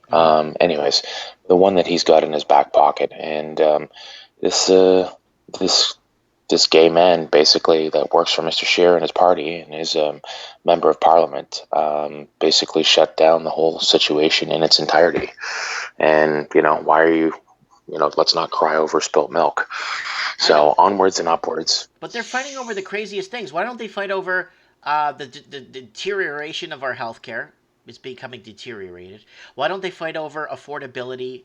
That the common middle class person needs to go to a food bank to eat now. Why don't they fight over? Why don't they're fighting over us? Why don't they fight over me and you and the middle class? Why don't they fight for us? That's the problem. They're not capable of doing it, Mike. That's the problem. They're not capable of going ahead and fighting for us. Okay. They're not going to get dirty or anything else like that. They're there to serve as public servants, try to do as much as they can for the greater good, and be done with it. They're all a bunch of puppets, whether it's Trudeau, Scheer, Maxime Bernier. It's all a game, and it's all smoke and mirrors. And to be honest with you, I don't know who's better than the next, but one thing's for sure. I think we need a change, and our lucky sperm part-time drama teacher needs to go. You're talking about people kind. I, Yes, I like people calling them kind. people kind. I like calling him lucky sperm, but we'll agree to disagree. Steve, I'm broken, buddy. I'm pretty broken with this upcoming election. Let's get a panel together. Me, you, Raven, and Supreme Cannon. Maybe we could get a Canadian panel going. During the election, we'll go live during the election count, and we'll go live on my show. All of us will be together, and we'll do like a four-way call with Skype, and then we'll just discuss what's going on and who's going to win in what province and who is winning where. You know what I'm saying? Yeah, absolutely. I Because this is going to affect our lives. Period. You take 2 hours off work to do this. This. Well, then you could plan for your exit. Exit strategy. exactly, absolutely. We'll definitely have to do that. I'm really liking what Supreme Cannon and the Raven have added to your show. They're big influencers, smart guys, and they clearly know their stuff. And it would be nice to hear from at least one or both of them this evening. But we'll wait and see what happens. It definitely, in my opinion, it is a race to zero, or very close to it. Do I think we're going to get anywhere close to negative interest rates? I don't see that happening. But is it possible? Sure, it's possible. Anything's possible with respect to that. But I think it's going to be a wait and see situation. But one thing's for sure. I am 150% on board with a rate cut by October. Okay. Fair enough. That's my opinion. Yeah. Yeah. It's gonna be an absolute bloodbath. I don't know what to tell you, man. I don't even know how to tell people anymore. Like, how do you tell people right from wrong when you don't even know what's happening in the background? You don't. You don't. It's going to basically.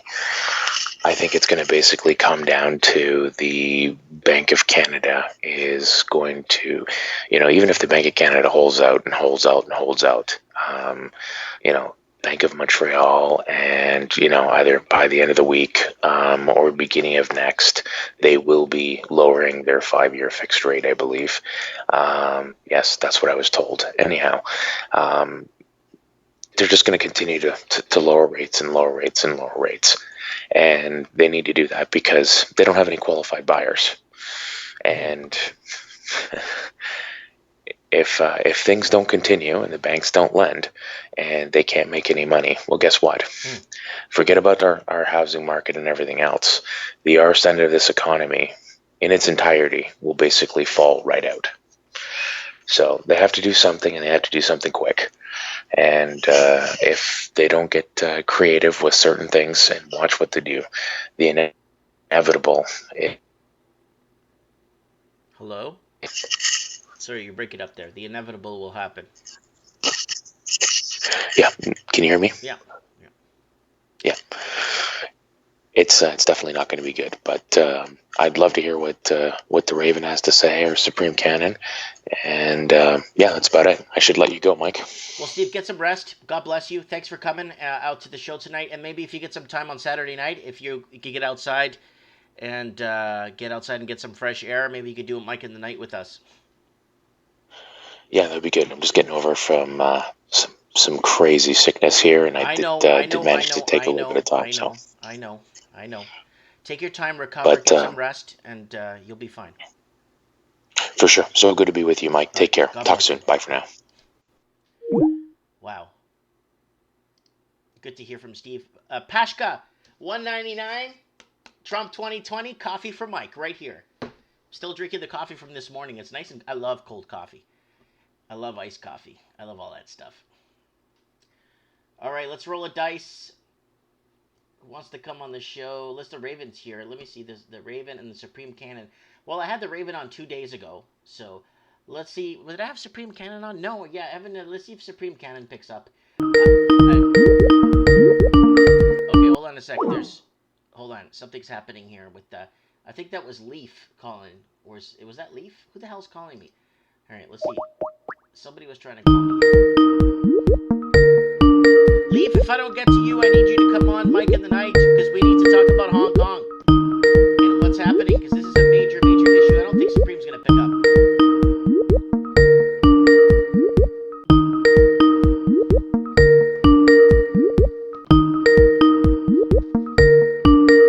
Probably Supreme's in the bathroom.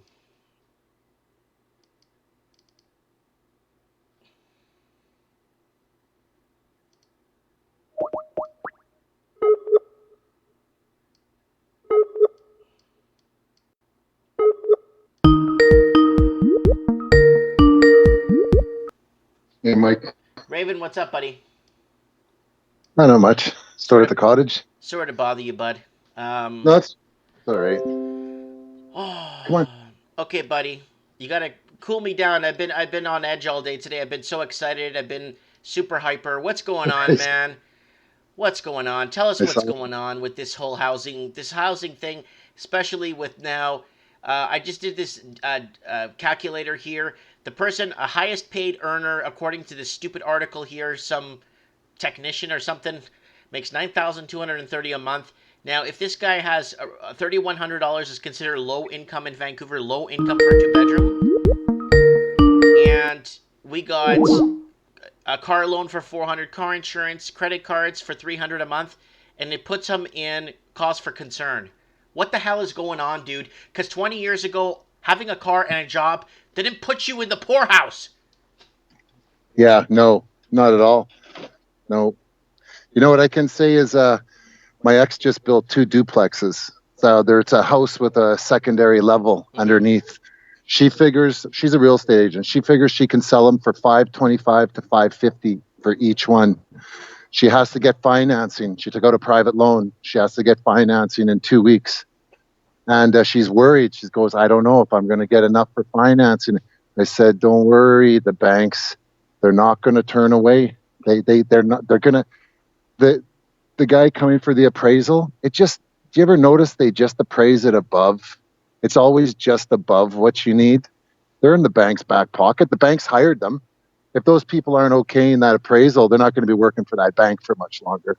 But she's going through that right now. Yeah. But like Steve said, I don't think people got the money and they got a lower rate, so they need to keep that debt market going, man. They need to keep that thing rolling. Okay. You start. What are the comparables coming back in the area for your wife? If the comparables look good, they're gonna obviously assess it at what the comparables are at. Yeah, she's not my wife for one thing. Don't say that word. Or your ex or whatever. You said your ex? Yeah. You know what, Mike? In my neighborhood, even my next door neighbor, they're building 2 duplexes. Every street, in every single street, there's 2, 4, 6, 8, or 10 brand new houses going up. They're not every single house. I figure at some point it's going to be sold for a lot, and a new duplex is going up. So they're building up duplexes. everywhere. Every street you drive on, there's no foundations, and the trucks are spilling mud. Everywhere you go, there's mud on the streets. You can tell they're building houses there, it's everywhere. I you know what? Always overbuild the end of the cycle. Hmm. You This know? is this is dangerous. We're entering dangerous territory because every other province except Newfoundland and PEI and all those other places, they've already overbuilt, and there's an oversupply on their markets. A lot of those cities have oversupply on their markets. Are you there, Raven? Yeah, yeah, yeah. We have it too, but we have a low rental rate. Hey, I think we're under 1%. Come on, you still there, Mike? Yeah, I'm right here. I'm listening to you. 1%, yeah. Yeah, we have like our condos are going up like crazy. New houses are going up like crazy, and they're selling. We have a pretty hot market. When I look at the magazine, there's a lot of sold written across those houses in there. Okay, There's no slowdown in the is housing this market is at this all. coming? Are these people coming from other provinces, like Toronto people that can't afford to live in Toronto, and people from British Columbia, and people from Alberta that can't find work? Remember, Alberta laid off a ton of people recently, right? Like, Hold on, your connection's pretty bad there. I'm getting a weak connection on you there. yeah, I'm out at the Ontario border, out in the forest there. Actually, I'm outside right now, just walking the dog. Come on. Nice. Hopefully, I don't run into. Hopefully, I don't run into a bear out here. Wow, wow. Yeah, beautiful night out here. You can see across the lake right now. I can see Peter Nygaard's cottage right now. You know the fashion designer, Peter Nygaard?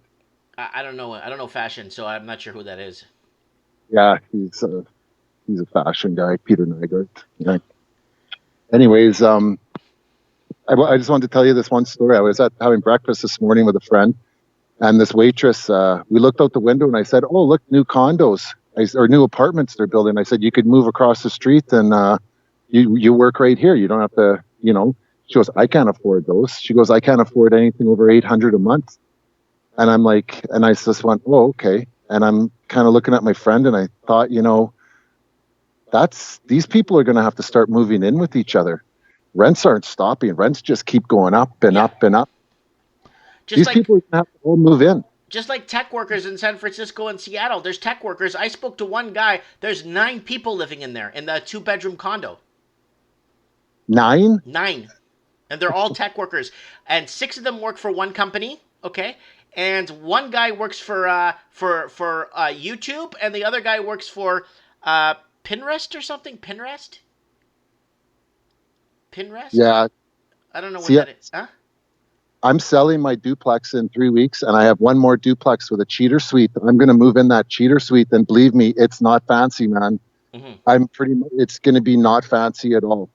But you know what? To downsize, to keep one duplex with a cheater suite's a great idea. I can still make money there. I've unloaded my real estate, and I bought this cottage, but I got a good deal on this. So I'm hoping it doesn't get too hit out here, but I'm downsizing. I'm bulletproofing myself for what's coming, trying to anyway. As much metal as you can get. I'm not buying any more metal now, but I bought for 7 years solid, a lot. So okay, yeah. So maybe we'll talk about some medals on Mike in the Night. I'll show some of my medals that I have, some like bars and stuff. I'll just get them ready, and show like the different ounces and like but oh, did you hear what Shanghai Larry told me today?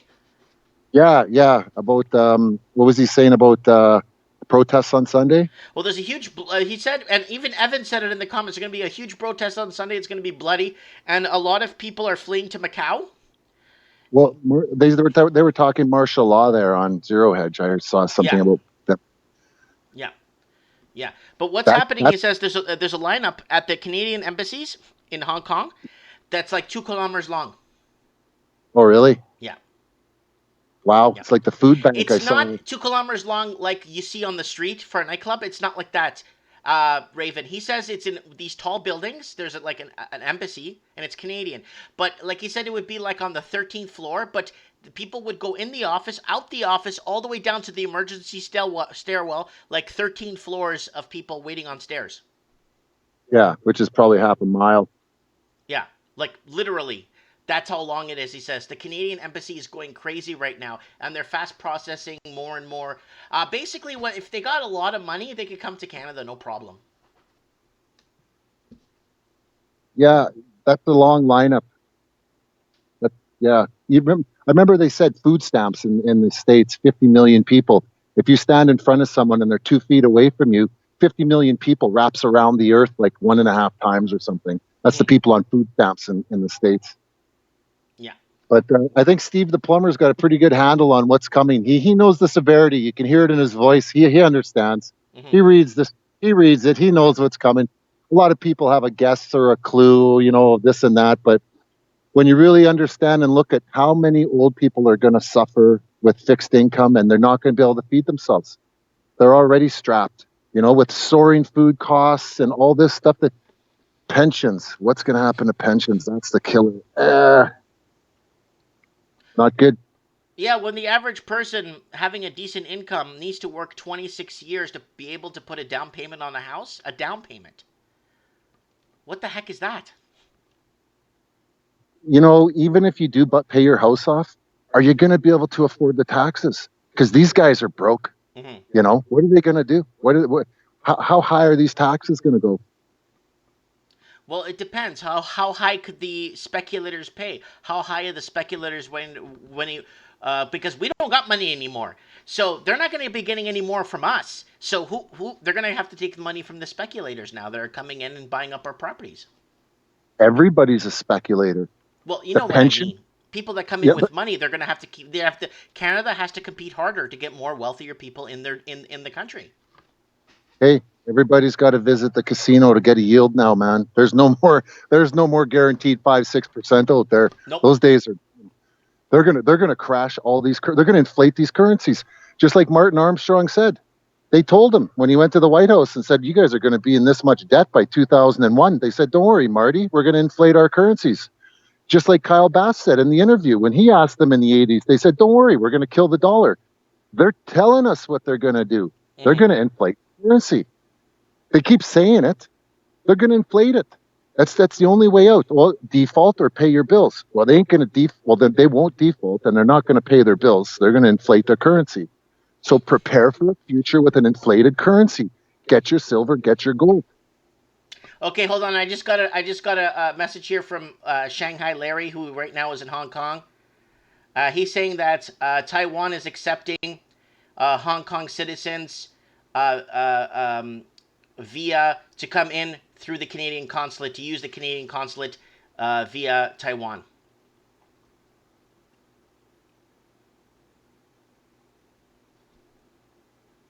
So, are you there? Yeah, I think that Hong Kong's going to be a very interesting situation as it unfolds, and it could be very positive. It kind of sucks that we make money off of silver and gold because the world crumbles. Mm-hmm. We rely on bad news to make money. No, it's not even that, Raven. It's not even that.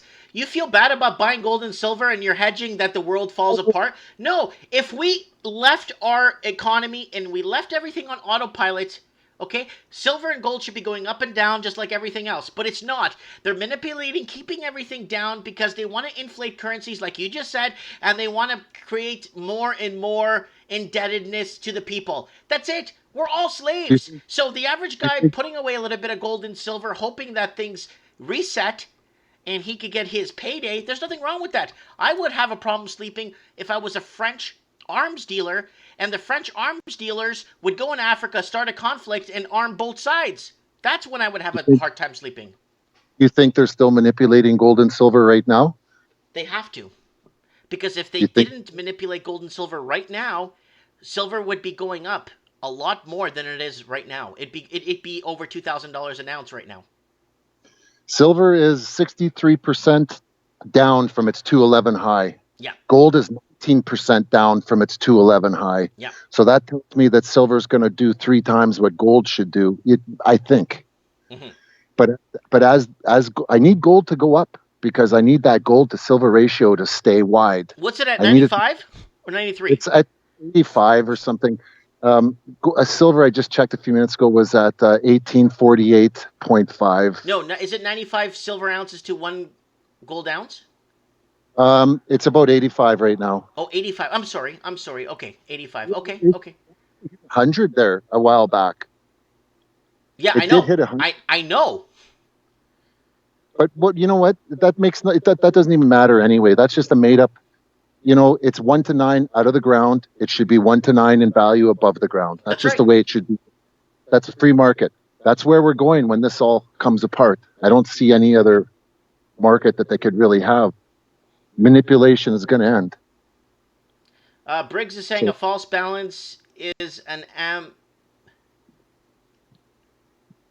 ambination to the Lord, but just wait is his delight. Then just new Nosity saying people don't believe me either, Elizabeth, it happens to them. And then we got who we got here. Supreme Canada says if China bombarded Taiwan, it would be a bloodbath and draw in Japan and the U.S. and probably the U.K. It ain't happening. So that's why a lot of Hong Kong citizens are leaving to Taiwan right now so they could use the Canadian Embassy and the American Embassy in Taiwan to fast track themselves out of Hong Kong. Because there's going to be apparently something happening this Sunday in Hong Kong. protests. You know what? They start pulling out. They start pulling out that martial law, and oh man, that Tiananmen Square. If they have another episode like that, and you know what? Another thing we didn't even cover was look at Netanyahu. That guy's going nuts over there. Oh, that guy's been off his meds for like the last 3 years, man. He's been appearing in front of his, like, what do you call it, those meetings they have with drawings and speculations and showing some stuff with markers, crossing things out, showing, like, dude, get a grip with yourself, man. Yeah, and he's got elections next month, and they think he's soft, eh? So maybe they were saying maybe he was shooting some rockets because of that, but he attacked 4 different areas, Yeah. in 48 hours there. That was out of control. You watch Iran. Iran. And Mhm. yeah, and I could see Israel starting something and the US having to go, they No. U.S. is not going to do nothing right now in the Middle East. U.S. needs to concentrate on on Asia right now because the turmoil in Hong Kong. This is real fire right now. We're talking blood but on the streets. Mike, even if they settle the trade wars, we're done. We're done. Dude, People don't get if we go through to their head. -10 interest rates, -10 points, we're still done. We still couldn't get ourselves out of this. Hey, inevitability is certain, yet not always punctual. This is coming, and we are done. So you could settle the trade wars tomorrow. I don't care. That ain't going to stop this. This is coming. This is going to be done. They need to start a war. They need to get into Iran. They're going to drag Russia in, all that, but it's going to probably go through Iran. That's what I think. Hong Kong and all that, maybe we'll just instigate China to jump in with, I don't know. I believe it'll come through Iran, though. The trade wars is nothing. It doesn't even matter. That doesn't. What do you think? They're going to solve that and we're all going to be happy and everything is going to be fine again? No, obviously No. not. I'm just saying that things If are heating everything, up on the floor in Hong Kong right now, and that could be a pivotal point that changes the balance of everything. I try to look past their smoke and mirrors. Mhm. And if the trade wars are solved and Hong Kong was solved and the trade wars were solved, where's and even if we were happy with Iran and all that, where's that going to put us? That's still going to put us at 250, 260 trillion world debt. And that's not even an accurate number. That's probably the US's debt with unfunded obligations and all their pensions and all that. That they're probably sitting around, what that Boston professor of economics say, 222 trillion the US is sitting at in debt. Mm-hmm. And that's not even counting all the other hidden stuff that those guys do. This Yeah. is all. So what are we So, gonna? So Raven, so what are what? we gonna do when the Decepticons come to collect that world debt? That's the thing. Look at what happens when there's a complete meltdown of all the banking systems. Where are the countries going to stand then? I don't care about their trade wars and all that stuff. What's going to be what's going to be there? Where are we going to be when those banks go? What's it going to look like in the world then? That's what we got to figure out. Not worry about trade wars and all this stuff. That's just smoke and mirrors. This is coming, and we're going to have to deal with it. We're going to have to put our big boy pants on, and we're going to have to figure out how to help our neighbors, how to help these people. Why are these people going to my garbage in my yard looking for stuff they can steal? Those days are coming, and they're going to come on in massive amounts and floods like.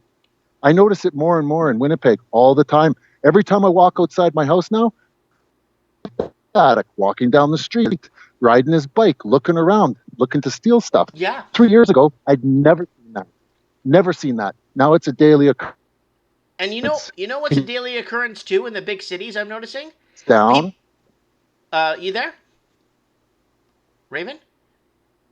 Raven? Yeah. Sorry, you're breaking up there. Yeah, You go ahead. know what's a common occurrence? People walking around the streets looking for cigarette butts to smoke off the streets. I see that all the time. That's all the time. crazy, dude. Yeah. $21 for a pack, Mike. For a pack of Let's what? put it this way. Pack of cigarettes, $21 here out here at Falcon Lake. I asked them in the store, $21 for a pack of De Maurier. Why? I don't smoke. I just asked them. No, but that's a carton of cigarettes in Mexico City. Okay, now listen to this. 1985, a pension at CN, the highest pension you can get is $60K. 1985, you get $60K. Today, the highest pension there you can get is $60K. In 85, a pack of cigarettes was $2.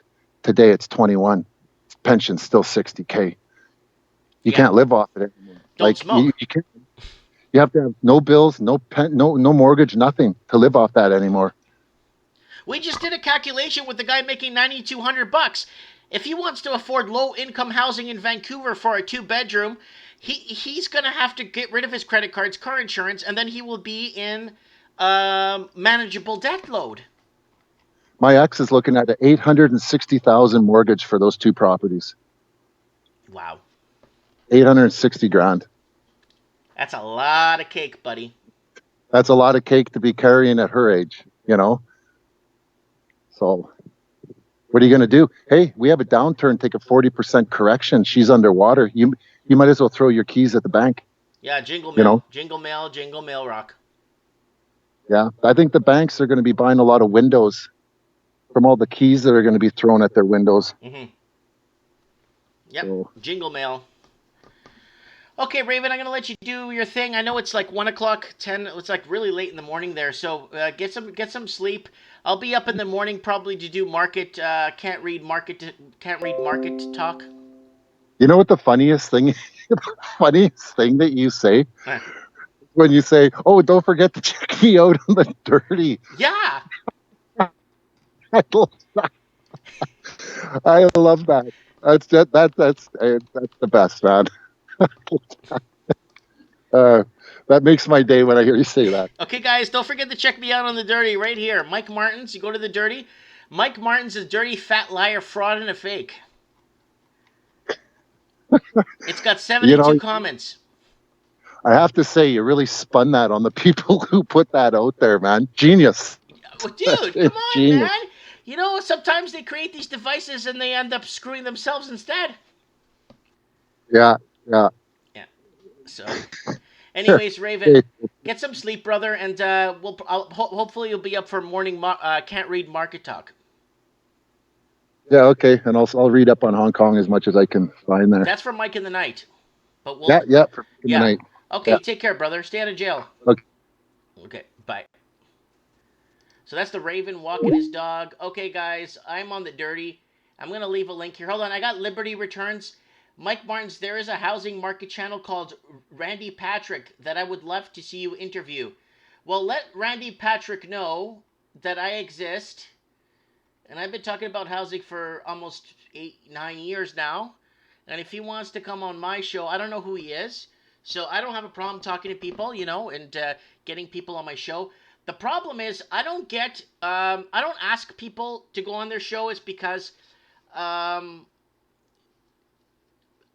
lot of them would just say no, because a lot of those shows, or they won't get back to me, because a lot of those channels, those people are super educated. And look, I'm on the dirty. I'm not even like a real deal when it comes to talking about economy and forecasting and all kinds. You know what I'm saying? Look at this. Merit Molester. And the Merit Molester is Merit Toys and Games owner Mike Martins. I'm the Merit Molester. Fat Mike Martins. Stop supporting this fat slob on Patreon. Don't let his subtle hints of what he needs to into order from his transmissions going. He is a sly, dishonest, and will trick people into things. Why else would this piece of have so many comments on here? Most of the people in the dirty have a quarter of the comments that Fat Mikey has. He is disliked like no other, and the amount of people, and now he is a heavy drug user in the double digits. Yes! Meth, heroin, synthetic weed. He will do them all then beats his wife. Spread the word, Merritt. One day they're going to track where these IP addresses are coming from. Money pays everything. And I'm going to find out who's doing this garbage. Oh, yeah. Why do you think I put it out there? Woo! Why do you think I put this out there? I'm going to find out who's doing this. Money finds everything. I like this one here. Daryl Brooks is the competition in my town that owns another game store. Daryl Brooks, like 50 times here. No, there's the one about me sniffing women's toilet seats. Hold on. Where's the toilet seat one? Merit Molester. There's one here where I'm sniffing women's toilet seats.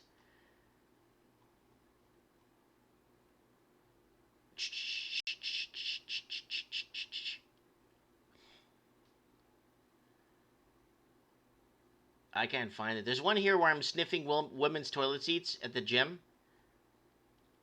And this is the petition to get me out of town, guys. They have a petition in town. They want to throw me out, saying, we are starting a petition in Merritt to get Mike Martins out of here. I'm tired of this asshole who came to town to Merritt to steal my ideas.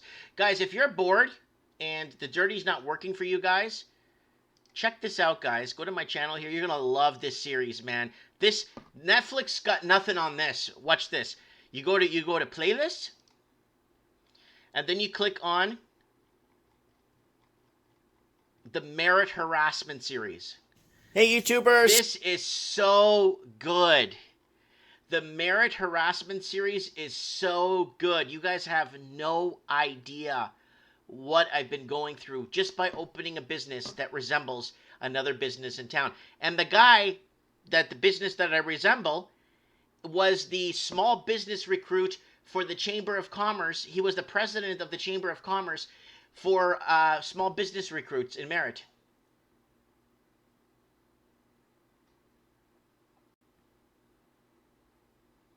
So I just kind of wanted to throw that out there. Briggs, you said you're too busy making music. Why don't you make a song for my Trends in the Housing Market intro? I am very sorry, Merritt. There's nothing more I could do. There's nothing more I could say. Then a friend of mine sends me this. This is other stuff. So Diane Bronson's been on me for a long time. Very sorry to hear about this, Mike. You're obviously being cyberbullied, which is a crime.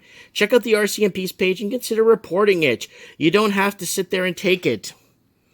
Charles! Diane Bronson's Daryl Brooks. He admitted to it. It's DB Daryl Brooks. It's some lady from Montreal that has this vested interest in what's happening in Merritt. Ooh. Edward Bay, shake your head. This is not cyber intimidation. Here, all I did was give a critique of a star. I think you'd better go on this site yourself and read the definitions. He talks like it's harassment because he blames someone else all the time. This guy's good. This guy is good with all his fake accounts. So there they are here, all these fake accounts. It's called Merit Harassment Series. It's a beautiful series, guys. So if you want to watch it, I'll leave a link to the playlist, and you guys can comment below. Here it is. You can take a look at it. It's a beautiful show. Someone's saying, don't take it personally. And, you know, it's nice, guys. It's nice. But, you know, it's something, you know, it's making me stronger in life. It's making me better. Guys, Project Tabletop's up, episode 1. Have you watched it? He's kinda fat and he could barely read. His landlady sold the building. He needs to move his pride and joy. He found a place across the street. He needs to turn this drug den into something nice and clean. Come on and join Mike on this new adventure with Project Tabletop. So episode 1's up. Building was sold, was given last month's notice on June 1st. Landlady needed me out by August 1st. Welcome to episode 1 of Project Tabletop. So this one I breaks want to down run them all the way along here. the location take down I'm that moving into, and the tiling. basically where I'm at right now. So I should do episode 2 before Friday for you guys. This is episode 1, Best Laid Plans. It's got 3 dislikes here. That's from Murray Gilroy, Daryl Brooks, and Y2K Trucker. And there it is here, the link to the dirty there. So yeah. Anyways, guys, I just wanted to throw this out there, you know, because sometimes personally we go through a lot, and you know, I just lost my dad not long ago. And this competition here, this guy that did this keeps giving me the finger. And my dad didn't even pass away. I don't know, like 4 hours. He didn't even pass away. And I'm driving to get some supplies we need because we're gonna leave. So we have to ship my dad's body back east. That idiot from the other store is looking at me in his car, doing this to me. That's probably why his wife left him 3 weeks ago, right? Or 4 weeks ago his wife left him. His wife cheated on him. Yeah! How you like them apples? Anyways, guys, it's getting late. It is already 9 o'clock. I am going to get some work done here around the house for tomorrow. Guys, thank you for joining me. It's been 2 hours and 7 minutes. We're going to get Supreme Cannon on Saturday on Mike in the Night if he's available. Hopefully we can get the Raven on. He's going to brush up on some Hong Kong history. We'll also discuss what's happening with... Sunday's the big day there, so it's going to be Saturday night. On Mike in the Night will be Sunday in Hong Kong. So we're going to see if we can get some live streams there. I'm going to talk to Shanghai Larry and see if he could live stream for us. Because it's very interesting what's happening in Hong Kong. And this could be the pivotal point. Raven's calling it smoke and mirrors. I'm calling it could be the balance right here. The pivotal point that we need to usher in events that are going to change human history forever.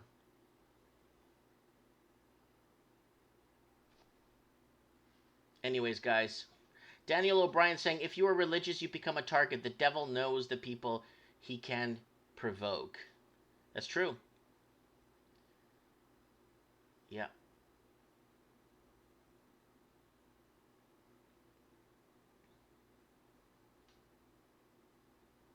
Yeah.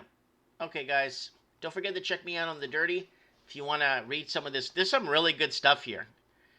There is some really good stuff here on The Dirty. And this Daryl Brooks guy, this is the guy. And Y2K Trucker. And Claire Desjardins is him. There's so many here that's him. Oh, Gary. Mike is intermittent fasting. Is not working. He's full of crap. I see Mike nearly every day, and his man boobs look like they need to be milked. He should be wearing he shouldn't be wearing V-neck shirts without a bra. It causes conflict because his breasts are bigger than a pregnant woman. Woo! Anyways, guys, comment below. Saturday, guys, I'll be up tomorrow making videos again, so don't worry, guys. Let me know what you guys think in the comments below. Get on The Dirty, guys. Here's a link to The Dirty. Get on The Dirty, guys. I need to see you guys on there. Use your YouTube handles if you want to back me up on this. I need some sort of a two-sided war on this thing, so it's not all one-sided, because it's all dirt. Everything here is all dirt. There's nothing positive on here. Of 72 comments, I mean, if somebody that doesn't know me or know my channel actually come on this, the problem is they'll actually read this and say, wow, this guy's a total scumbag, but they don't realize that it's some guy in town that I open a business similar to, and he has a problem with that, you know, so that's the whole problem since day one. And there's the petition here to get me out of town. Apparently he's got 16 signatures on there of people that want me out of town. Rainier Mola saying, why are they attacking you? Well, I opened a store similar to the guy in town, and he's been attacking me ever since. In town. Every time he sees me, he does this. He sees my wife and kids, he does this. Every time he sees my wife and kids. He told me off at the pharmacy, inside the pharmacy. I told him to wait for me outside because I was mailing stuff. I go, wait for me in front of the pharmacy. He was gone. He took off in his car. And I keep telling him, like, if he's watching this transmission, I'm at 1925 Quilchina. Bring your finger down to my store. Why don't you come on down? I'll pay you $100 to come and see me. Yeah, Lower World Scratcher saying 16 fake accounts for signature. Oh, he's a total bitch, this guy. Every time he sees my wife comes home, like, what happened? Oh, that guy told me off again. He gave me the finger, and I'm with the kids. I'm like, that's usually what happens when someone has no money. When someone has no money, they have nothing to lose. So they're going to start picking on people. And, oh, I know my rights. Look what this piece of garbage says here. Look at this. When he makes the petition, watch what he says here. This piece of garbage. I'm not scared to post this. The police can't do anything. I'm within my rights to form an opinion. For those who don't like it, could eat my ass. That's what he says about the petition that he put up. And every time, if you go to my merit harassment series videos on my YouTube channel, go look at it. And it's the same thing he's saying here. I'm allowed to form an opinion. And he's saying the same things on his fake account.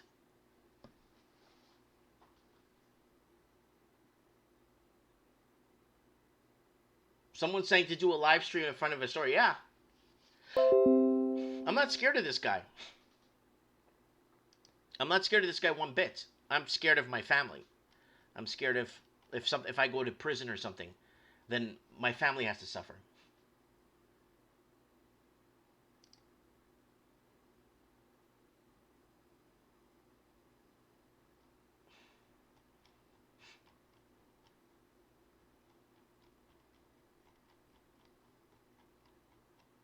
Yeah, so that's that, guys. Don't forget to get on the dirty, guys. Get on there. Anyways, guys, I've been talking too much. You guys have a good night, and we'll be talking soon. God bless.